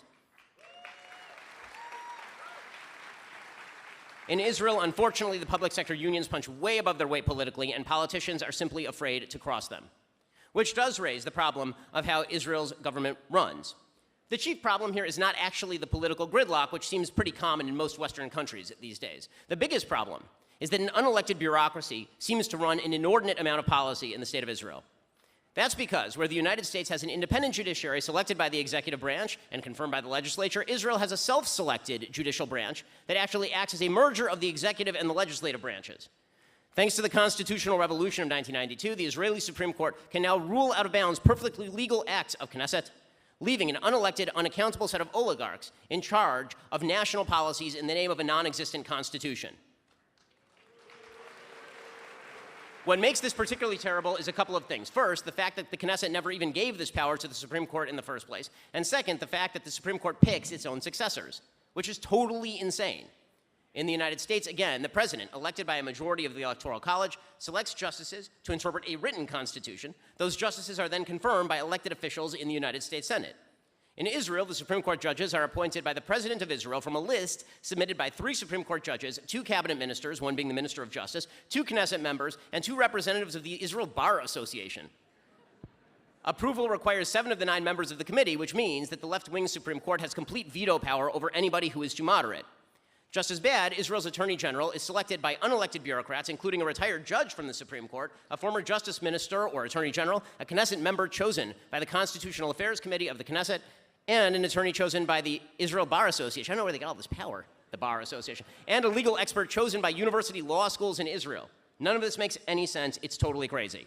The Attorney General has a 6-year term and veto power over Knesset legislation. Precisely none of this is what a judiciary is designed to do. Alexander Hamilton wrote of the Supreme Court of the United States that its job was to interpret the laws, not to make the laws.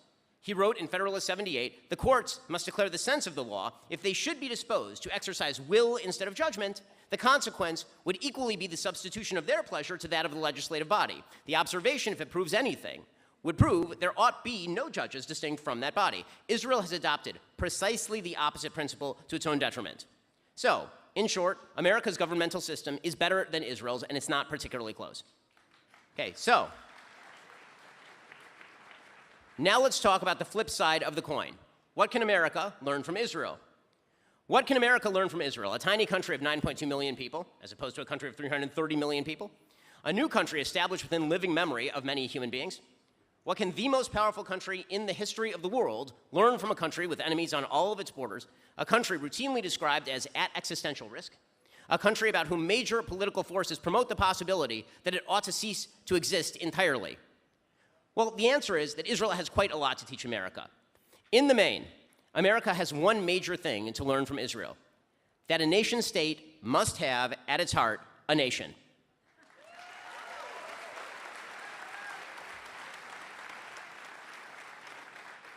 And what that really means is that America has to learn from Israel the necessity of common history, common culture, and common destiny. It's a truism of politics that when you're too close to something, you see the complicated inner workings. Nobody likes to see how the sausage is made. From the inside, Israel has to look like a roiling country of disagreements and conflicts, of dislike and antipathy, of unbridgeable gaps where nobody gets along. From the outside, which is where I live, here is what Israel actually looks like. A country more solid in its identity than nearly any country on planet Earth.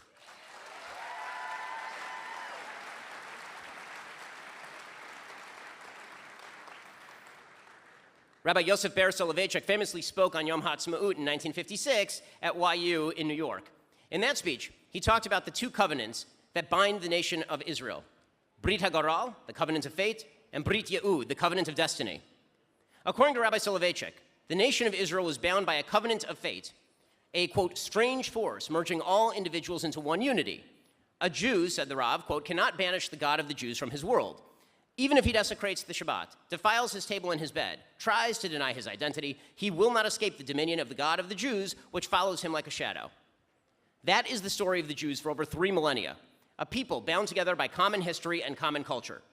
Whether Jews come from Russia, like my family, or Morocco, like my wife's, whether they come from Spain or Ethiopia, Jews share that common fate.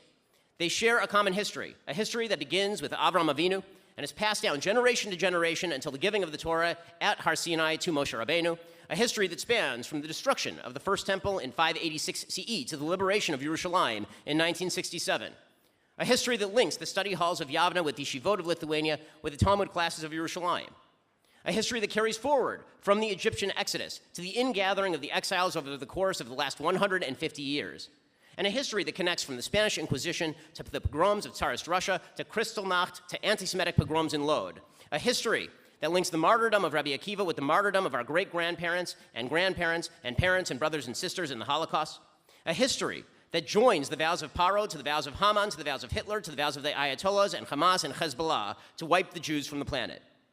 We can pretend that history doesn't exist, or that the world's Jew haters have moved suddenly beyond their hatred for the Jews. After all, they assure us that the Jews no longer need a state of their own, that we live in a more tolerant, kind age, that if only the Jews would give up their stubborn insistence on survival as a nation, everything would just be fine. Of course, these are precisely identical to the same people who make excuses for people who attack Jews at supermarkets in France and on the streets of Brooklyn and at checkpoints in Yehuda. Haman had the same complaints, quote, there's a certain people scattered and separate among the peoples throughout all the provinces of your kingdom, and their laws differ from those of every people. So here's the thing. We can ignore history, but we ignore it at our own peril, because history does not ignore the Jews, ever.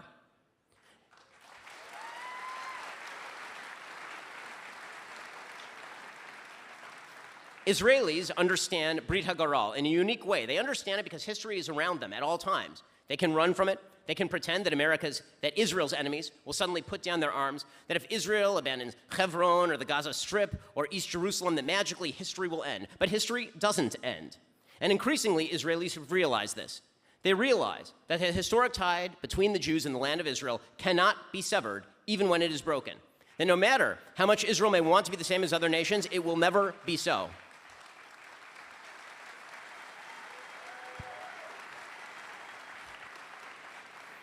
As God told the Jewish people, and I will take you unto me for a people, and I will be to you God. Israelis understand this. They understand Jewish nationhood. The single best indicator of this fact is the fertility rate in Israel. It's truly an unbelievable fact.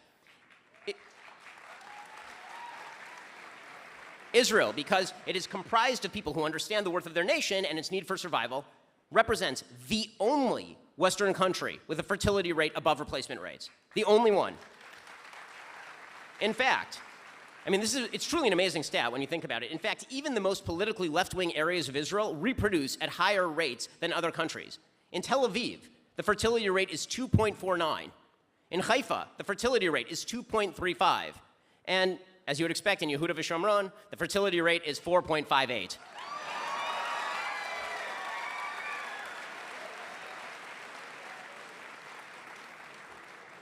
Israel is a growing nation with a commitment to its own survival. By the way, just to put those numbers in context, the reproduction rate in Japan is 0.9. The reproduction rate in the United States is 1.6. Okay, so when I say that Israel's an outlier, I mean it is a wild outlier. Okay, then there is Brit Yahud, the second covenant. Rabbi Soloveitchik describes the covenant of destiny this way. He says, quote, "The beginnings of the congregation are embedded in the tradition of the people's ancestors at the dawn of its existence. Its end is rooted in a common vision of the end of days. The people of the congregation are witnesses to the events that have passed and to the miraculous future that has not yet arrived. The congregation encompasses not only those who are alive today, but everyone who has lived and who will live from the dawn of humanity until the end of days. The dead who have passed on are still alive within the confines of the congregation, and those destined to be born are already alive within its jurisdiction. A congregation is a holy nation that does not fear fate and does not live against its will. It believes in its own destiny, and of its free will sanctifies itself for its realizations." That's Brit Hagaral. Israelis share a common destiny, and they know this. It is embedded in their founding documents. It is embedded in the national anthem, literally titled Hatikva, the hope that is 2,000 years old to be a free nation in our land, the land of Tzion Yerushalayim.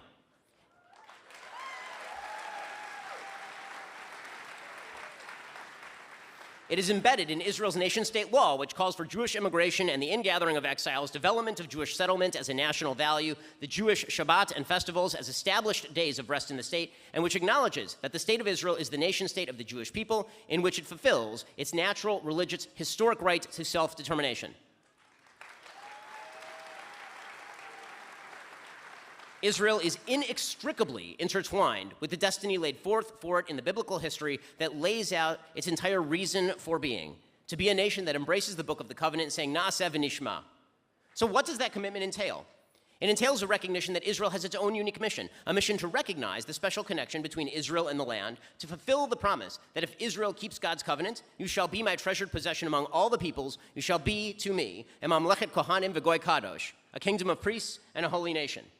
Now look, this doesn't mean the state of Israel ought to be a theocracy. It does mean that the state of Israel must always be connected to its Jewish roots, and it must be bound by the central principles of Judaism.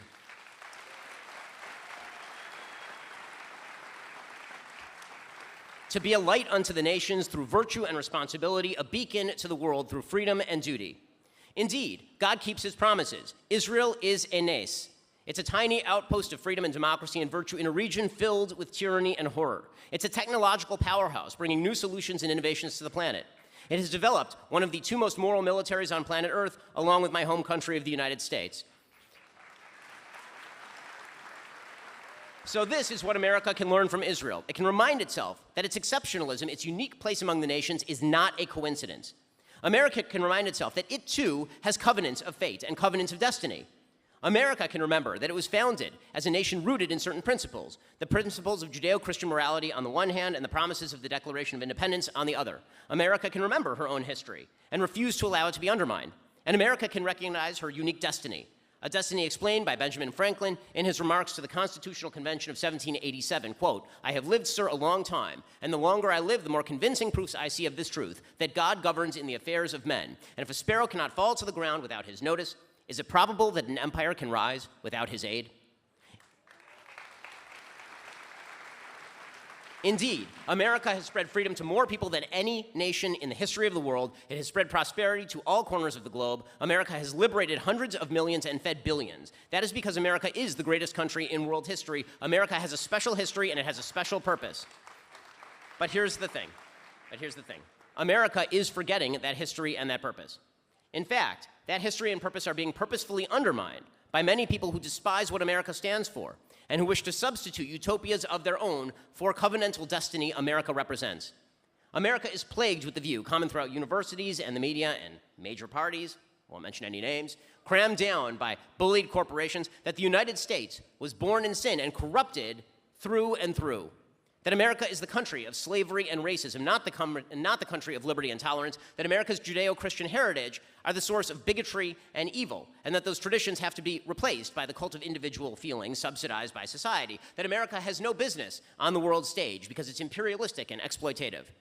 Those viewpoints have actually split America right down the middle between a country that sees the American flag and feels pride, and a country that sees the American flag and kneels in shame. Between a country that thinks that America was always great and a country that thinks America has never been great. Between a country that believes in absolute truths and accepted moral wisdom, truths like the simple fact that men and women exist and are not malleable categories, and moral wisdom like support for traditional heterosexual marriage and childbearing.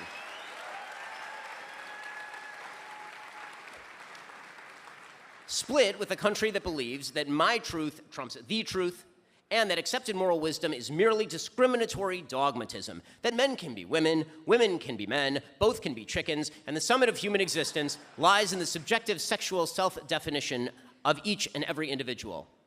Between a country that believes that America's destiny can only be fulfilled if it holds true to founding ideals, and a country that believes America's destiny can only be fulfilled if America abandons those ideals in favor of a new approach to the world in which the only thing that matters is a perverse authenticity at odds with reality and decency.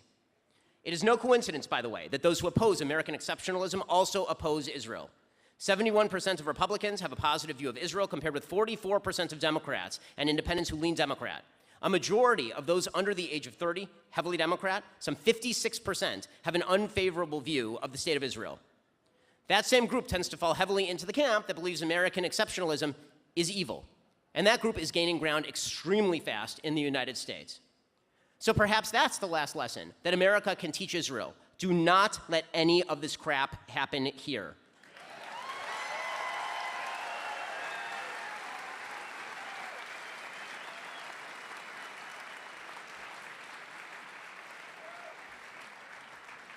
For the love of God, do not let the left destroy the covenants of fate and destiny. Cling fast to your principles, cling fast to your history. Do not be led astray by those who bless themselves, saying in their hearts, I shall have peace, though I walk in the stubbornness of my heart. Instead, remember the covenants that make the Jewish nation and the Jewish state special. Recognize the principles that make Israel great are not far off from you. They are not in the heaven. They are not beyond the sea.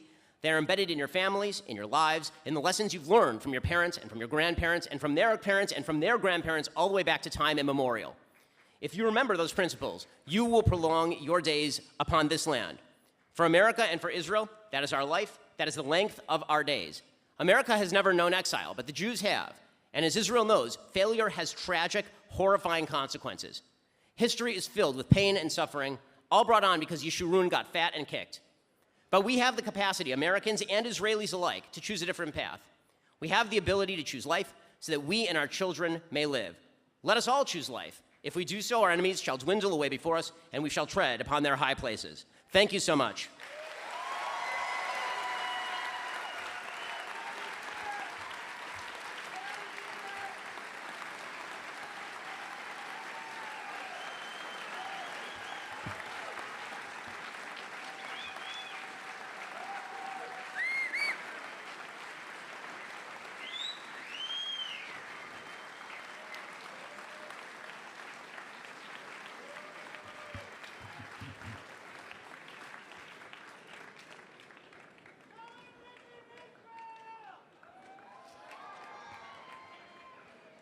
We at the Tel Aviv International Salon are very excited to have had such an excellent talk tonight. And we are not finished yet. We have a load of questions that you, the audience, submitted in advance.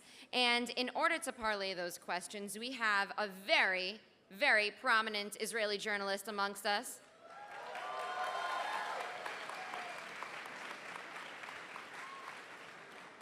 Amit Segal is a columnist, a radio host, a television personality, a writer. He does it all, and he is one of the most influential journalists in the country. Please come to the stage.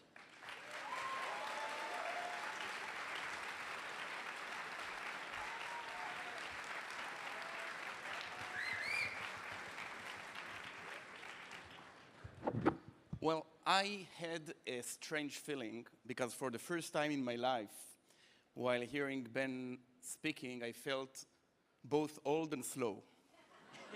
So thank you for that, Mr. Shapiro. How are you? How is Israel? Thank God, it's amazing. It's terrific to be here.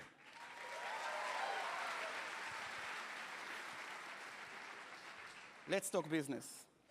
There's an old Chinese proverb, which I've just made up this morning,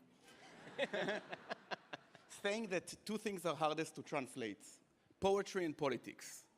And you try to make a comparison between Israel and the States, but there is a problem. And the problem is that we are very different. And I thought on my way here that if US presidents were to be keyboard buttons, so Biden, Trump, and Obama would be Control Z. They erased everything their predecessors had done before. But in Israel, it's the other way around. I mean, Bennett and Lapid are Control-C, copy-paste. I mean, allegedly speaking, it is the government of change. And there is a heated debate about Bibi, like there is a heated debate about Trump.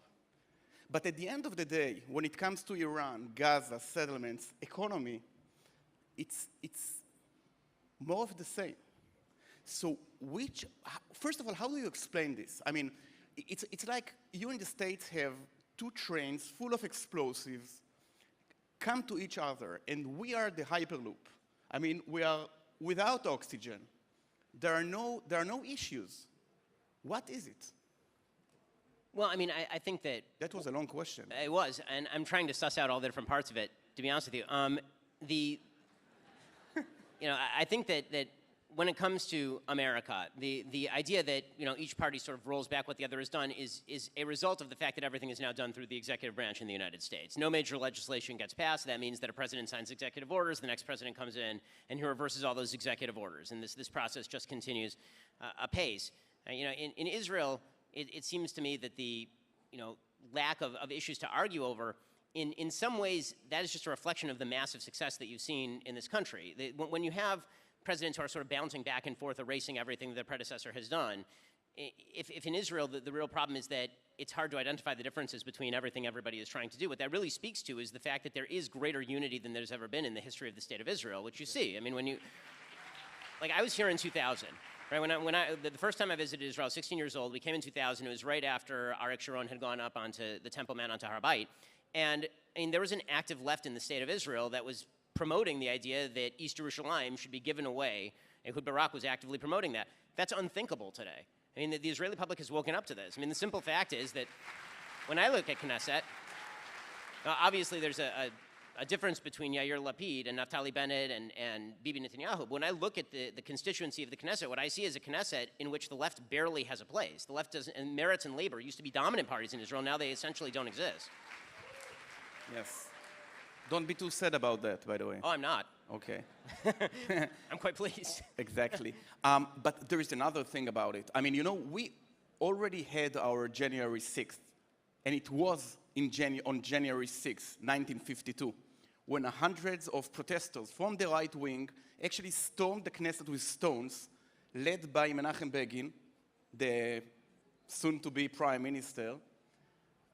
We had heated debates. Sharon going to the Temple Mount, the disengagement plan, Oslo Accords, Rabin was murdered. But now, I feel we're like the States 20 years ago when you couldn't even find the slightest difference between Al Gore and George Bush, for instance.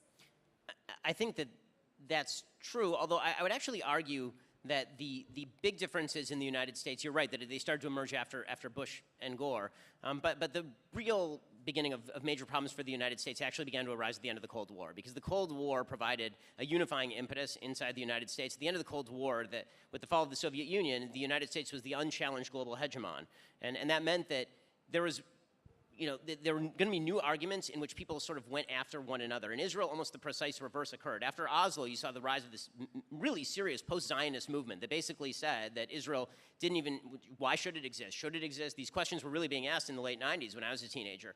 And then because it's now clear that there are existential threats on every border, the Israeli public has unified and understands the level of the threat. So there is something to the idea that an existential threat directed at a democracy helps unify the people who exist inside that democracy. And maybe the rise in the discourse about economy and even gender in Israel is due to the fact that to the fact that this conflict is here to stay. I mean, Ehud Barak once defined it as the villa in the jungle. And then he offered to evacuate half the villa, but it's a different issue. And for many years, Israelis wanted to actually, they stared from the window of the villa through the jungle. They spoke about the animals, the snakes, the elephants, etc. And all of a sudden, during the Arab Spring that turned to an Islamic winter, they found out that no matter what they want, even if they evacuate half the villa, they will never get peace from the jungle. And then they started to speak about the villa, about the electricity prices, the window, etc. So I want to ask you, how can Israelis seriously discuss economy when the discourse is focused on the Palestinian question? I mean, how can you expect Likud not to join forces with the unions when it should try and get support to annex the territories, for instance? Yeah, I mean, again, Israel is sort of an odd political constellation of forces. In the United States, the traditional sort of characterization of U.S. politics has been that the right is social conservatives, economic liberals, and foreign policy hawks, and the left is the reverse of all those positions. In Israel, you have this sort of bizarre situation where you have folks who are economically, very much to the left, but socially very much to the right. Right? You have heavy welfare dependence in Haredi communities and also in Arab communities, and this crosses, all sorts of boundaries, and that creates a lot of cross currents that are very difficult to navigate. My recommendation for a long time when it comes to Israel is that Israelis need to start seeing economics as a national security issue, that they actually need to link the two. So I think that what you're talking about is a sort of de-linkage in which, okay, well, we have to make concessions here, we have to make concessions there in order to solidify security in Yehuda v'Shomron. And the reality is that if you want to solidify security in Yehuda v'Shomron, then you actually need a stronger economy. If you want a more aggressive foreign policy, if you want a policy that is stronger in the face of predators, you need a stronger economy that is rooted in the vitality of the Israeli people. And this is, to me, the single biggest takeaway that, as an American, I have for Israelis. Israel has for a very long time counted like Blanche Dubois in Streetcar Named Desire on the kindness of strangers. We'll go around and we'll sort of beg everybody to be nice to us, and the nicer we are, maybe the nicer they'll be to us. The reality is that as Israel is now seeing with regard to the Sunnis, everything in foreign policy is a power game. And Israel has a couple of resources at its disposal. Obviously, its military is one, but that's a last resort. The first resource at its disposal is this unbelievable IQ. Right? Israel has unbelievable skill sets. Israel has an incredible group of people who are highly educated and willing to work and incredibly innovative. And not unleashing that in order to solidify Israel's place on the world stage is such an unbelievable mistake. No matter whether you are Arab or whether you are Haredi, no matter what you are, if you wish to see a stronger Israel, the first thing you have to do is recognize that in a competitive world, you must strengthen your own economy. It's the lesson Biden is not learning right now in foreign conflict. It's something that Israel should pick up on. By the way, many people criticize Joe Biden for shaking hands with the ruler of Saudi Arabia, who actually murdered the Khashoggi journalist. But a day before, Biden shook hands with Mahmoud Abbas, who actually murdered a journalist and funds hundreds of terrorists and murderers, and no one said a word. Which demonstrates, by the way, that whenever you see the media in the United States particularly ranting and raving about moral questions, it's very rarely about moral questions. It's usually them telescoping their own perceived politics into a moral question that they're sort of making up. I mean, Joe Biden fist-bumping with MBS. Is MBS a wonderful person who you'd want to babysit your children? Probably not. Is MBS a leader who's actually attempting to modernize his own country and make peace with the Jews for the first time in the history of the state of Israel? Yes, he is. And the same people in the media who are criticizing Biden for fist-bumping MBS. Listen, there are a lot of reasons to criticize Biden for fist-bumping MBS. I mean, it's politically tone-deaf, that the United States wouldn't be reliant on Saudi oil if he would allow people to drill, all the rest of that. But the same people who are criticizing this are also in favor of Joe Biden making concessions to the Iranian terror state, which has subsidized the murder of some 2,000 American soldiers in Iraq. So there is no moral ground for them to stand on here. Exactly. And one thing for sure, Yuval Dayan, the singer, would have never shaken MBS hands. Anyway, this is the singer that didn't shake Biden's hands. Anyway, he spoke about the economy and actually the idea of free markets. But then 5 minutes later, he spoke about the need for the United States to actually hug religion. And in Israel, many people wonder how you could support free market as a right-winger and then tax Israelis for actually having budgets for Jewish religion. Okay. How do you settle those two contradicting ideas? So, I mean, obviously, public education at a baseline ought to have elements of Judaism in a Jewish state. If you're talking about the conflict in terms of subsidization of yeshivas, for example. Synagogues, yeshivas. Yeah, I mean, I largely disagree with that policy of the Israeli government. As a religious Jew, I think that it's a mistake for the religious community to be reliant on any state for its survival, including for subsidization. And I sympathize greatly with segments of the Israeli population who are sending their kids off to join IDF and then spending their taxpayer dollars to subsidize people who won't fight in the IDF. That doesn't make any sense to me. Okay, let's talk judiciary. There is a phenomenon in the States where the left found out recently that judicial activism is bad. All of a sudden, welcome to the club. Now, I want to ask you, I mean, are we against judicial activism because it is bad or because it is used against us? Well, I mean, I'm against... Because in 10 years from now, I mean, the right wing will have a majority in Israel's Supreme Court. So I'm against judicial activism because that's not the role of a judiciary. So I fundamentally disagree that, for example, the overturning of Roe versus Wade is an act of judicial activism. It's not. If the definition of judicial activism is just overturning precedent, then it has no meaning, because very often courts overturn precedent. The real question is whether there's even an attempt to read the law that's being construed. Exactly. If it is just a court that's deciding that its own politics trump whatever the law says, then you've got a real problem. And this is a major problem in Israel, obviously, because at least in the United States, we have a written constitution they can refer to when they're deciding what fundamental principles look like. In Israel, it seems the Supreme Court just makes up whatever the fundamental principles are and calls it basic law. But, well, I don't think anyone here has to be convinced that our system of judges selection is good.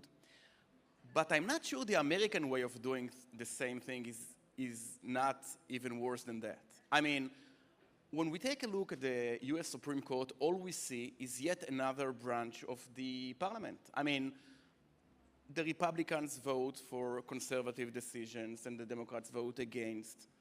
Can't we find something which is better than that? No. And the reason Okay, that you, I mean, thank you. and the reason that you can't is because whenever people purport to appoint allegedly objective and independent people, those people are never actually objective and independent. If you appoint an AG by third parties, it's very rare that that person is actually going to be objective and independent in any way. And if you appoint a Supreme Court by people who are politically motivated, but they are outside of government, that doesn't make them any less political. It's just a ruse. It's a sort of mythology that you've created around the Supreme Court that's apolitical when you have the justices, along with the Bar Association, picking. I'd rather at least have the transparency of knowing that when I vote for political parties, that through the system, at least there's some level of responsivity over time. Okay. You spoke a lot about hatred and anti-Semitism, almost as a rule of history, and it's true. You know, many Jews in Germany of the 20th century or Spain of the 15th century felt that this is their home, that they are free citizens, that they live in a peaceful empire, and then they found the Holocaust or the Inquisition, etc. And I want to ask you bluntly, do you ever wonder if one day you will have to flee the United States? I mean, I think that every Jew throughout world history who has a brain and knows history has always wondered if a country that is not a Jewish state is going to eternally provide them security guarantees and full citizenship, of course. I mean, that's I think to think that that's why the existence of the State of Israel is the single greatest guarantor of my loyalty to the United States, frankly. Right? Because Israel exists, that means the United States is going to be a more welcoming place for me, because Israel is there as a backstop in case anything should go wrong. But I feel you try to dodge the question. So I'll ask it bluntly. Why won't you make Aliyah to the State of Israel?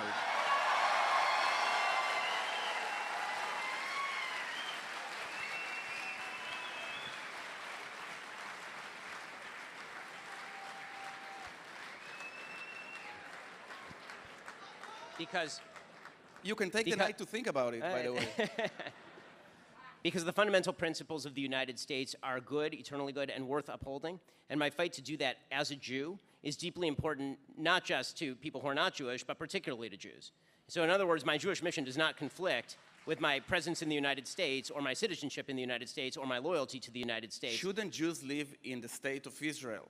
Shouldn't all Jews live in the State of Israel? All the Jews. Jews should live where they can where they can be a light to the nations. And for me, as a person with millions and millions of followers in the United States, promoting what I think are values that are eternally good, living in the United States is a point of I think, morality for me. Okay. Let's talk about a fresh topic, Donald J. Trump.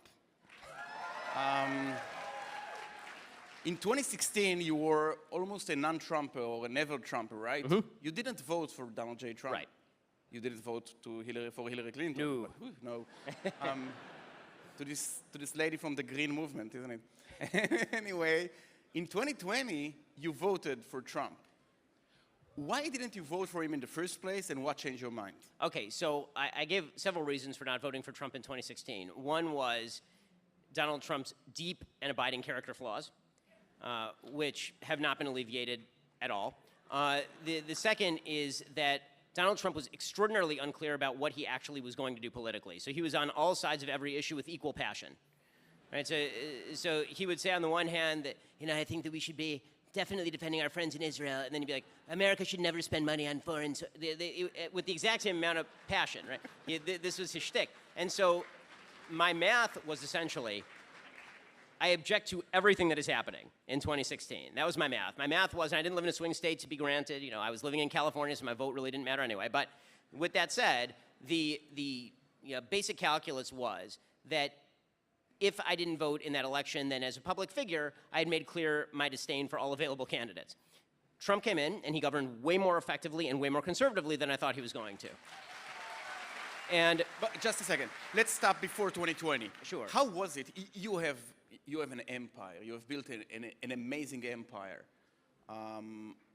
Weren't you worried, even publicly, that by not supporting Trump, you lose your audience and revenues? Of course.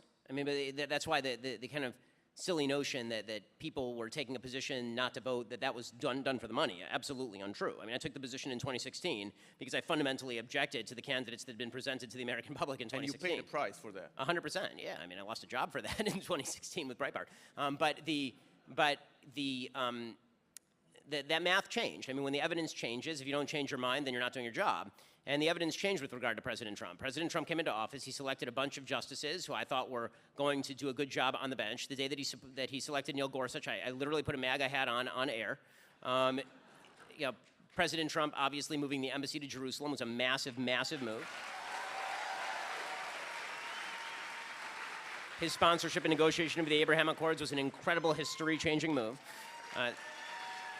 He did a lot of things that I really liked. So when it came to 20, and that combined with the fact that the left completely and utterly lost their mind in the United States between 2016 and 2020 made my decision a lot easier come 2020. And then came 2021, January 6th. And when you see these horrifying pictures of people storming the Capitol Hill, sorry. It wasn't the best, guys. Don't you think Democrats might have been right about some of their criticism towards Donald J. Trump? I mean, so that's your answer, but what's Ben's answer? Again, I said that I thought that he had deep and abiding character flaws in 2016. My opinion of his deep and abiding character flaws were not changed by his diarrheic addiction to Twitter. No, I mean, I don't, almost nothing about my opinion about Donald Trump changed at any point as sort of a human being. My opinions only changed as far as what policy I thought he was going to implement, and then how durable I thought the constitutional boundaries were. And I thought that I will say, I think it is a major misstatement of fact to declare, as most of the world media has done, that the United States was on the verge of having its democracy overthrown on January 6th. I think it's absurd. You had 200, 300 morons who went into the Capitol building attempting to do harm to people. They were cleared out within 2 hours. The vote took place under the auspices of Donald Trump's vice president, Mike Pence, and the auspices of Senate Majority Leader Mitch McConnell of Donald Trump's party. People like Brad Raffensperger in Georgia, Republican Secretary of State, election officials in Arizona and Pennsylvania, Republican Secretaries of State, were rejecting him at every turn. The courts rejected all of his legal complaints. Does that mean that Trump acted well between November 4th and January 6th? I thought he acted horribly between November 4th and January 6th. I think that he was saying things that were not true.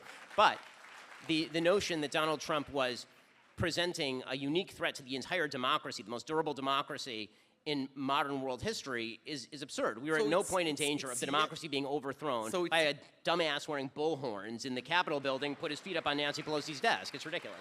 So it's yet another protest in the United States of America. That's what you're saying to me, the January 6th. I mean, we had an entire summer in which major cities burned in 2020, and nobody in the media seemed to care. So the answer, by the way, But this that's is not an not- answer for but- both, but it's an it- answer for neither, meaning both of those Exactly. things are super bad, right? And people who facilitate those things are doing something wrong. It's bad when Kamala Harris tries to bail out rioters in the middle of the Black Lives Matter riots of 2020, and it's bad when Donald Trump declares that the rioters of January 6th are fundamentally doing something patriotic. That's not true. Okay. What do you think about what former Israeli ambassador to the US, Ron Dermer, once said, that Israel should put its political fortune on the evangelist community rather than on the Reform Jewish community? I mean, just as a matter of blunt fact, that's true. I mean, it's an unfortunate reality of life in the United States that Reform Judaism as a branch does not see Jewish identity in a serious way as central. It's a very simple rubric for me. If as a Jew, right, if as a Jew, your values are more in line with same-sex marriage, transgenderism, and abortion than they are with, for example, the safety and security of the state of Israel, I have serious questions about how you think about yourself as a Jew. And so if I'm looking at who's more likely to back Israel, by polling data, Jews in the United States are the single most atheistic group of quote-unquote religious people anywhere. It's because Jews obviously Save are... North Korea, I think. What was that? Save North Korea. Yeah, I mean, what's weird about Jewish identity, obviously, is it has an ethnic side because halachically Jews are ethnically Jewish, and then it has a religious side. So when people self-identify as Jews in the United States, that doesn't actually mean that they do anything that has anything to do with Judaism. It means that their last name ends in Berger-Steen or something.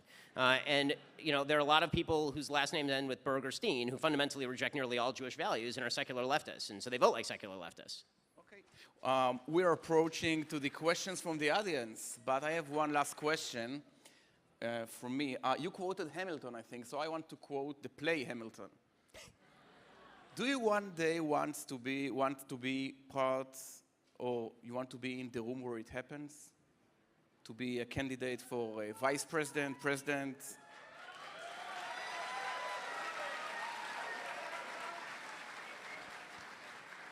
That sounds like hell. Number one, running for office is a garbage business. You have to ask a bunch of people that you don't care very much about for large sums of money in order to run a campaign in which you have to fib about your core positions. And then if you win, you have to hang out in Washington, D.C. with politicians. All of this sounds horrifying.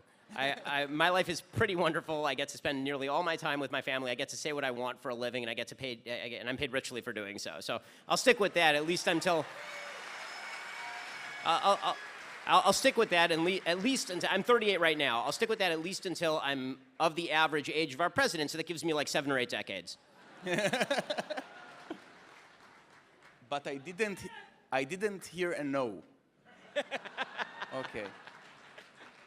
Okay, questions from the audience. Daniel from Long Island, New York. Are you here? Regarding the Israel-Palestine conflict, what is the solution?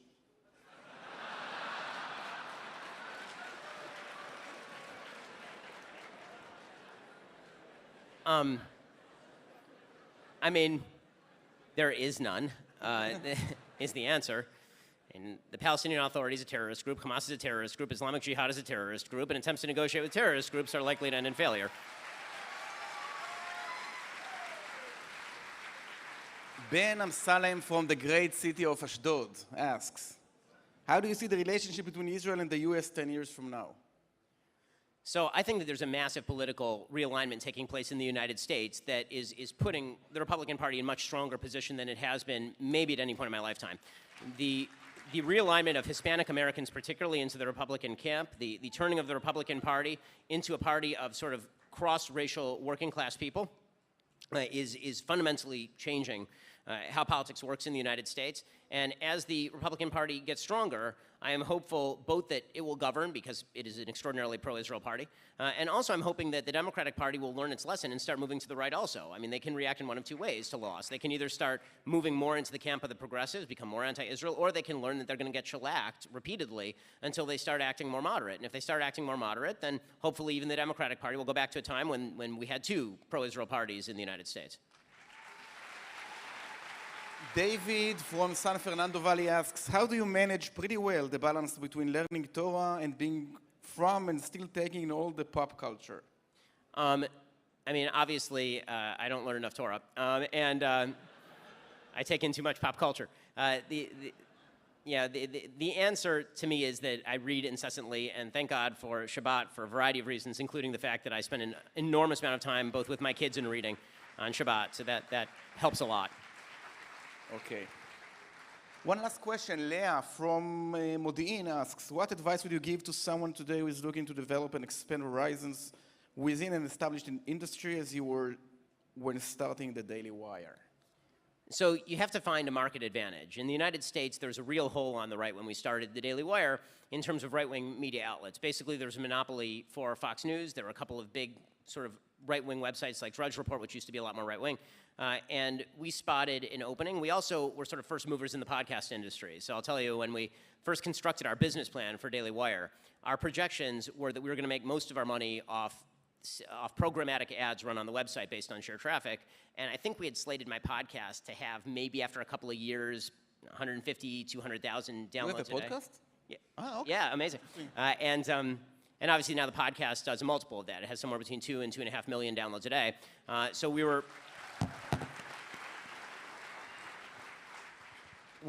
I think the key is you have to have a very consolidated decision-making process. We're not a publicly traded company. We don't intend on becoming a publicly traded company. We're not going to make ourselves subject to ESG and DEI requirements. And so because we have a very tight top structure, that means we can move really quickly and really aggressively, both on issues that we really care about and with business strategies we think are going to work. Okay. And you think it can work in Israel? It's a way narrower field. Only, I think, 8 million Hebrew readers worldwide. I mean, I do think that there is room for a significantly more robust right-wing media presence in Israel, for sure, for sure. Okay. I'm not giving any hints, but we'll have to think about it over at Daily Wire. Absolutely. Ben Shapiro, thank you very much. It was a pleasure.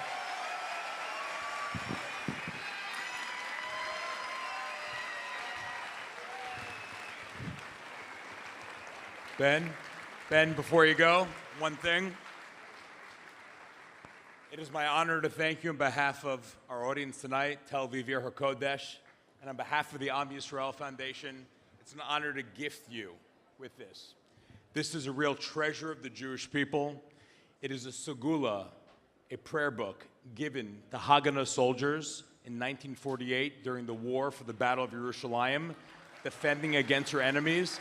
Thank you for your constant support of Am Yisrael and Eretz Yisrael.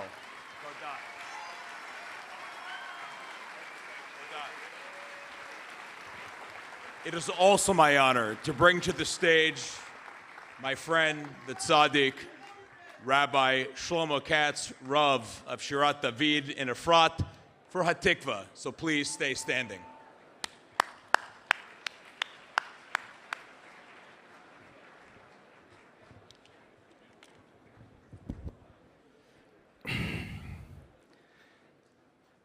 Kolon balevav penima nefesh Yehudi homia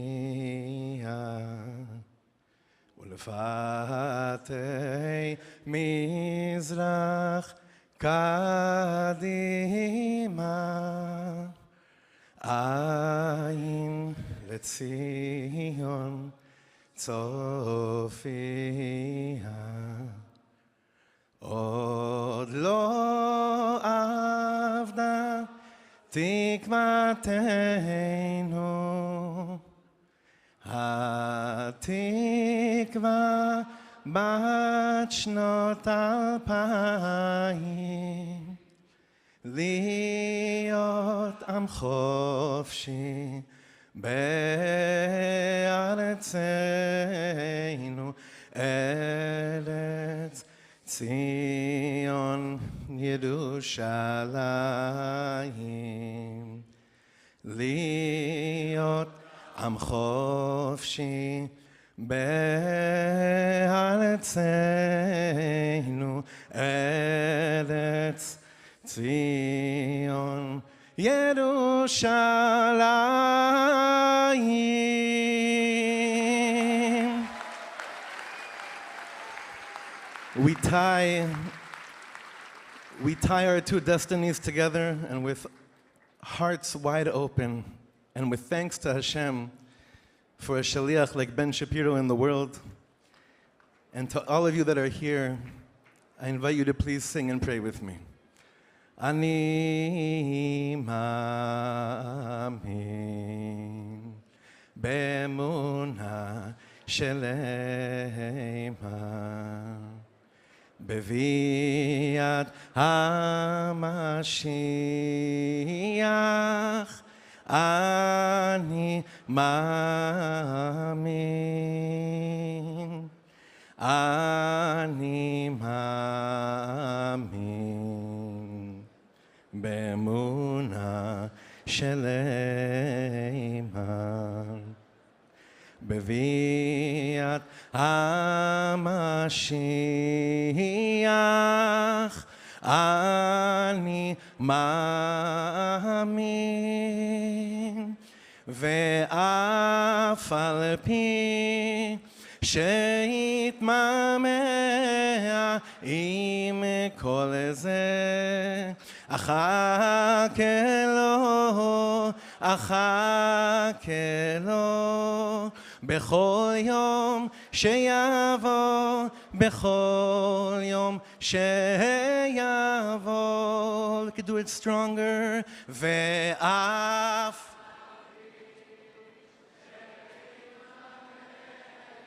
עם כל זה אחכה לו בכל יום שיבוא בכל יום שיבוא.